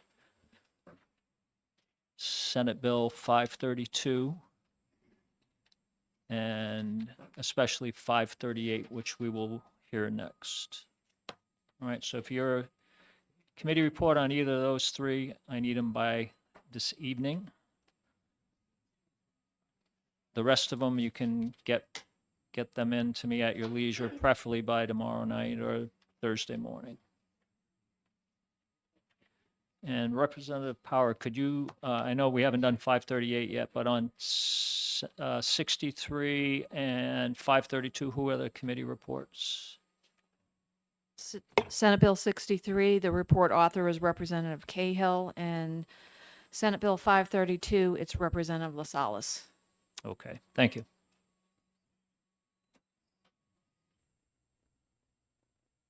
Okay, with that, we will move on to the next bill, and that is Senate Bill 538, as amended by the Senate, relative to zoning procedures concerning residential housing. And Representative Brown, I believe you have a motion. Yes, I do, Mr. Chairman. I'd like to make a motion to ITL Senate Bill 538 local. Thank you. Do we have a second? That's you, Rich. Second. Second that, Representative Mr. Chairman. LaSalle. And Representative Brown, would you like to speak to your bill? I would, Mr. Motion. Chairman. I would, Mr. Chairman. There's several things that concern me during testimony of this bill. And part of it was the fact that the property tax relief that could be granted, even though it says it's a one-time period, it could be granted for a number of years. And I think they said up to 13, but I don't see where it would be, where they could restrict it at all up to the 20-year time period. The other issues that I have with this are, excuse me, let me get to my notes. When I asked about the parking issues, having been a civil engineer and project manager on numerous projects around the world, parking is always a touchy issue. And where this is so open, I have concerns about that not being appropriate for the locations, and would like to think that maybe the towns could address that, but I don't feel that it's clear here. And the other issue, one of the primary ones that I have is down at line 25 to 28 on the third page, which talks about the planning boards. And it says basically, once this is approved, the planning boards are required or shall be required to approve the alternative parking solution proposed by the applicant as a substitute for the proposed residential use, meeting on-site parking requirements. So if the township felt there was a problem with parking, they would still be required to approve it. Thank you. Further comments? Representative Howell? So I actually like the bill. A couple of things. The 79E component, that there's a lot of flexibility. First of all, you don't have to adopt it, but if you do adopt it, you have the flexibility in terms of the length of how you do it. I think one of the concerns that people have used 79E is just be careful how long you give the 79E. The thing I like about 79E also is it doesn't require the municipality to come up with any money up front. Since you're freezing the assessment, there's no upfront cost. You lose some taxation, but you'll gain it in the long run because you let a project go through. The part I like, I was on a town council form of government, and so in terms of zoning, we have a lot of flexibility. We can bring forth amendments regularly. It works really, really, in terms of how that works with the planning board. If a zoning amendment comes up, it goes to the planning board first, the planning board works on it, and then it'll ultimately come to the town council for approval. And as I say, this just gives, for us, we take it for granted that it could be October and we decide, this zoning amendment's a really good one, let's bring this forward, or it just gives you a lot of flexibility. So I think that's the part of this bill that I really liked is that. For the comments, Representative Priest. Thank you, Mr. Chairman. I too will be voting against the ITL and am supporting HB 538 for many reasons that my colleague has just noted. I do think that this gives the local governments some more tools to work with into providing affordable housing within their jurisdictions. And all of the sections of this it's up to them to enact. So we're not forcing them to do this, to use these tools. We're just giving them the opportunity of using them if the situation arises and they are in need of affordable housing. And I think this is a win-win for everyone. Thank you. For the comments, Representative Brown. Thank you, Mr. Chairman. I guess the other issue that I have with this is that this work can be done currently by developers without this bill. Thank you. Representative Gallagher. So I'm in support of this bill and against the ITL motion. I am actually kind of disappointed, though, about some of the parts of it that came out of it in the Senate. I think it was better previously, but unfortunately had to be kind of watered down a bit to get it passed. So it's frustrating hearing people saying that no, it actually wasn't watered down enough when it's already is basically almost not doing anything. I personally would rather parking minimums just be abolished entirely, but this bill doesn't do that. It just provides an additional way to get around them. So I think given the amount of compromise that's already been given, that this really ought to be a simple bill that we can come together around to increase the housing supply in the state. Further comments? Representative Fract. Thank you, Mr. Chair. I think I support 2/3 of this bill. The parking, I think eventually we're going to find that parking requirements are market driven. If a developer doesn't have enough parking spaces for his prospective tenants, then he's not going to be able to rent the space. And on the other side of it, if a tenant doesn't have enough parking spaces for the amount of cars in the household, then the tenant is not going to want to rent in that particular building. I think the tax credit idea is good. I'm in favor of that. I am hesitant on the idea of transferring the adoption of zoning regs to the select board rather than to town meeting. My reservations are that it could lead to what I call knee-jerk or reactive zoning.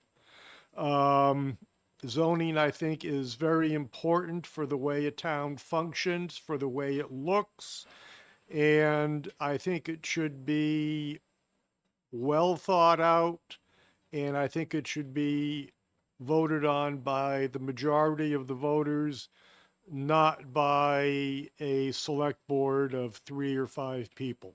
Thank you, Mr. Chair. Further comments? I will be supporting the bill, though. Very good. Further comments? Seeing none, I have a few today on this bill.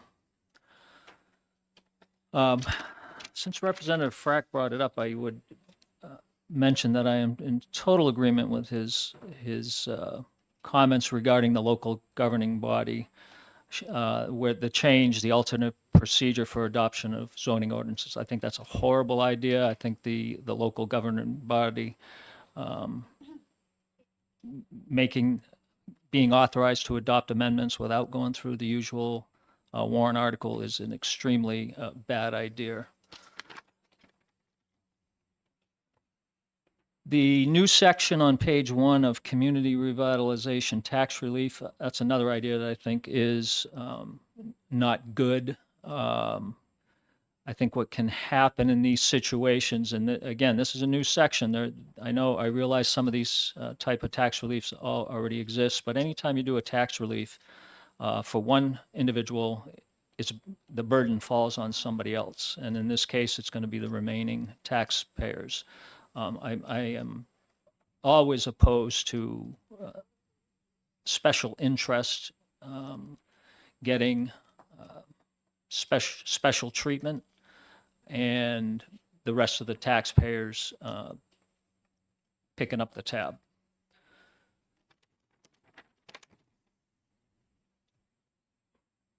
The next section is the parking. This section is fraught with real problems, written poorly, and I'm going to go through and explain why this is wrong. Alternative parking solution, when you go through and you read it, it says that the parking solution shall include, and then there's items number 1, item number 2, item number 3, and number 4. The problem is that if you look at on line 14, about 3/4 of the way across, there's the word "or."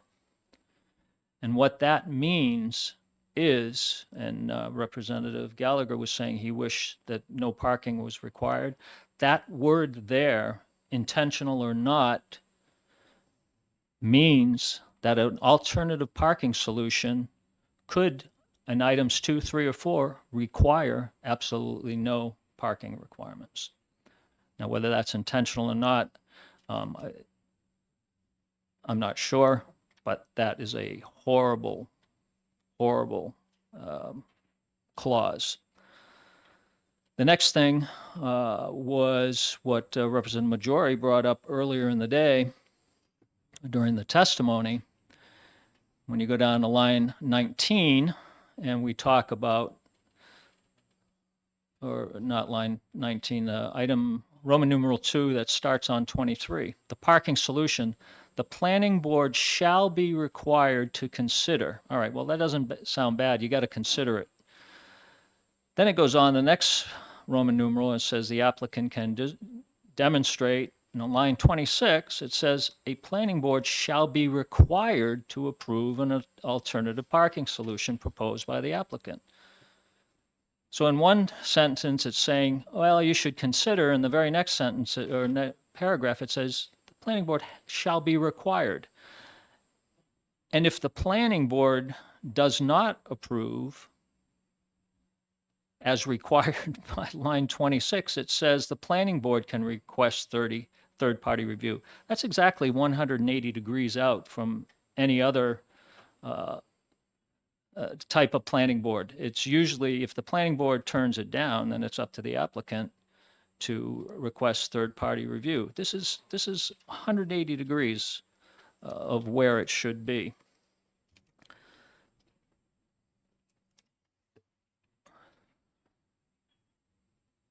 As others have mentioned, that everything here can already be done, which is very typical with a lot of these bills, zoning.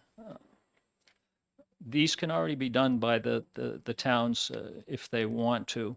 The other last item I will talk about is transparency. And one of the issues when you start giving the planning board or whatever legislative body the ability to grant tax relief, or even in one of the sections there where it talks about zoning being given to the local body to do rather than through warrant articles, and that is you open it up to what I would call favoritism and or special interests, or even a little bit of swampiness. So for all those reasons, I'm in favor of the ITL, and that's it. Further comments or questions? Seeing Chairman, none, we'll ask the, Get on, I'm sorry. oh, yes, go ahead. I just wanted to comment that so glad that this bill came to this committee, and then I want to commend the chair for speaking in the House, saying that these so-called housing bills are vetted through this committee. Thank you. Representative Keller? Thank you for your these recent comments. I will be voting in support of this bill. Thank you. Representative Priest? I would also like to second what Representative Guthrie said. I feel very strongly that all the bills, housing bills, especially when they're sponsored by the Housing Committee themselves, should go to this committee for vetting. And I think it's very important. Thank you for your comments. You're welcome. Representative Davis? Thank you, Mr. Chair. And if I may add that if those housing bills are written by the Housing Committee, heard by the Housing Committee, and voted on by the Housing Committee, and put on the consent calendar, then this body has no opportunity to debate them on the floor. Further comments? Representative Cahill? Thank you, Mr. Chair. Yeah, I wanted to echo my sentiment on this. I firmly agreed with your comments on the House floor and support that the housing bill should come before this committee. Representative Gallagher? I disagree strongly. I think that I originally chose to request to be on this committee when I first joined because I thought it would be the opportunity to be passing good housing legislation. But unfortunately, that's not what happens here. Unfortunately, this is where good housing legislation tends to go to die, which is why that special committee on housing needed to be created in the first place. If you don't want bills to be going to the special committee on housing, instead you could try actually passing some through here instead of just acting as obstructionists the whole time so that workarounds for us are needed in the first place. Representative Power? Mr. Chairman, I'm really confused as to how the discussion on the content or merits of a bill devolved into bashing committee assignments for bills. And to be clear, the Speaker and the House Clerk assigns the bills, and I'm disappointed that there's been comments with regards to where bills are being assigned and what happens in these committees. I feel that that's very inappropriate. Representative Wallace? Thank you, Mr. Chairman. As someone who sits as the clerk on the Special Committee on Housing, I just thought it'd make sense to remind everyone that we don't ascribe motives in the House, whether that be as to where the bills go. That's up to the discretion of the Speaker and solely the Speaker. And that's all I'm going to say. Thank you. Thank you. Further comments? Seeing none, I'll ask the clerk to call a roll. Oh, yes.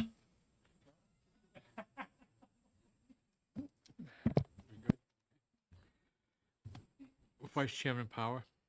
Could you repeat the motion? It's ITL. Yes. Okay. Representative Guthrie? Yes, again. Okay. Clerk votes yes. Representative LaSalle? Yes. Representative Keller? No. Representative Wallace? Yes. Representative Brown? Yes. Representative Arwood? Yes. Representative Cahill? Yes. Representative Davis? No. Representative Tetro? No. Representative Gallagher? No. Representative Hicks? No. Representative Howland, No. Representative Priest, No. Representative Frank. No. Mr. Chairman, Yes. motion passes 9-8.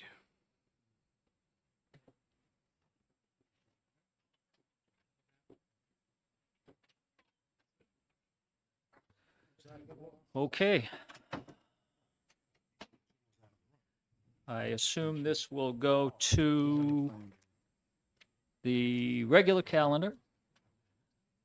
And Representative Turcott will write the committee report for the majority, and who will be writing for the minority? Representative Priest? Okay, and with that, that closes the exec session on 5:38. Representative Priest, do not forget this one especially above everything I need tonight. Very good, thank you. Okay, we have one more to go. We'll wait for the clerk to get ready and then we'll do that.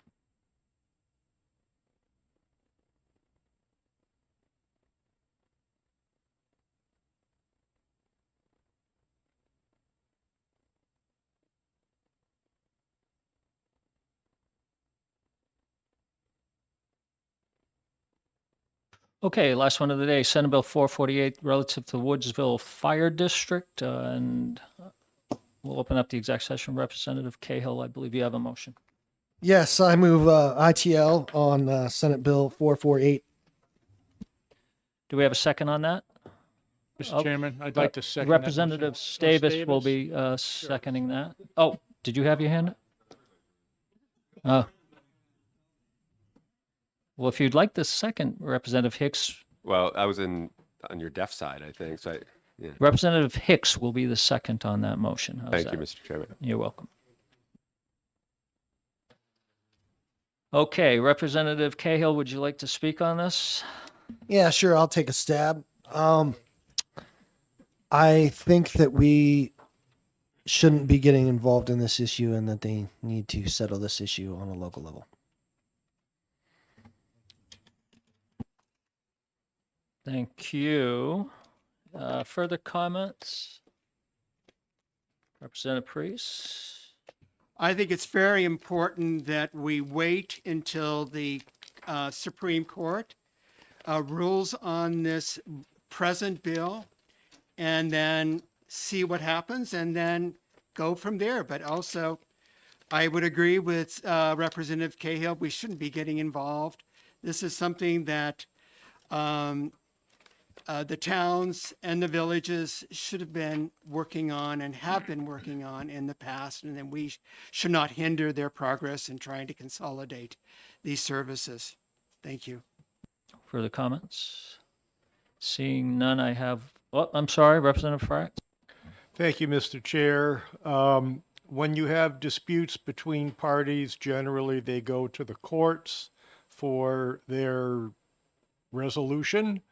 That seems to be where this dispute is right at the moment, and I think it should stay there, and legislation is not required at this time, if ever. Further comments?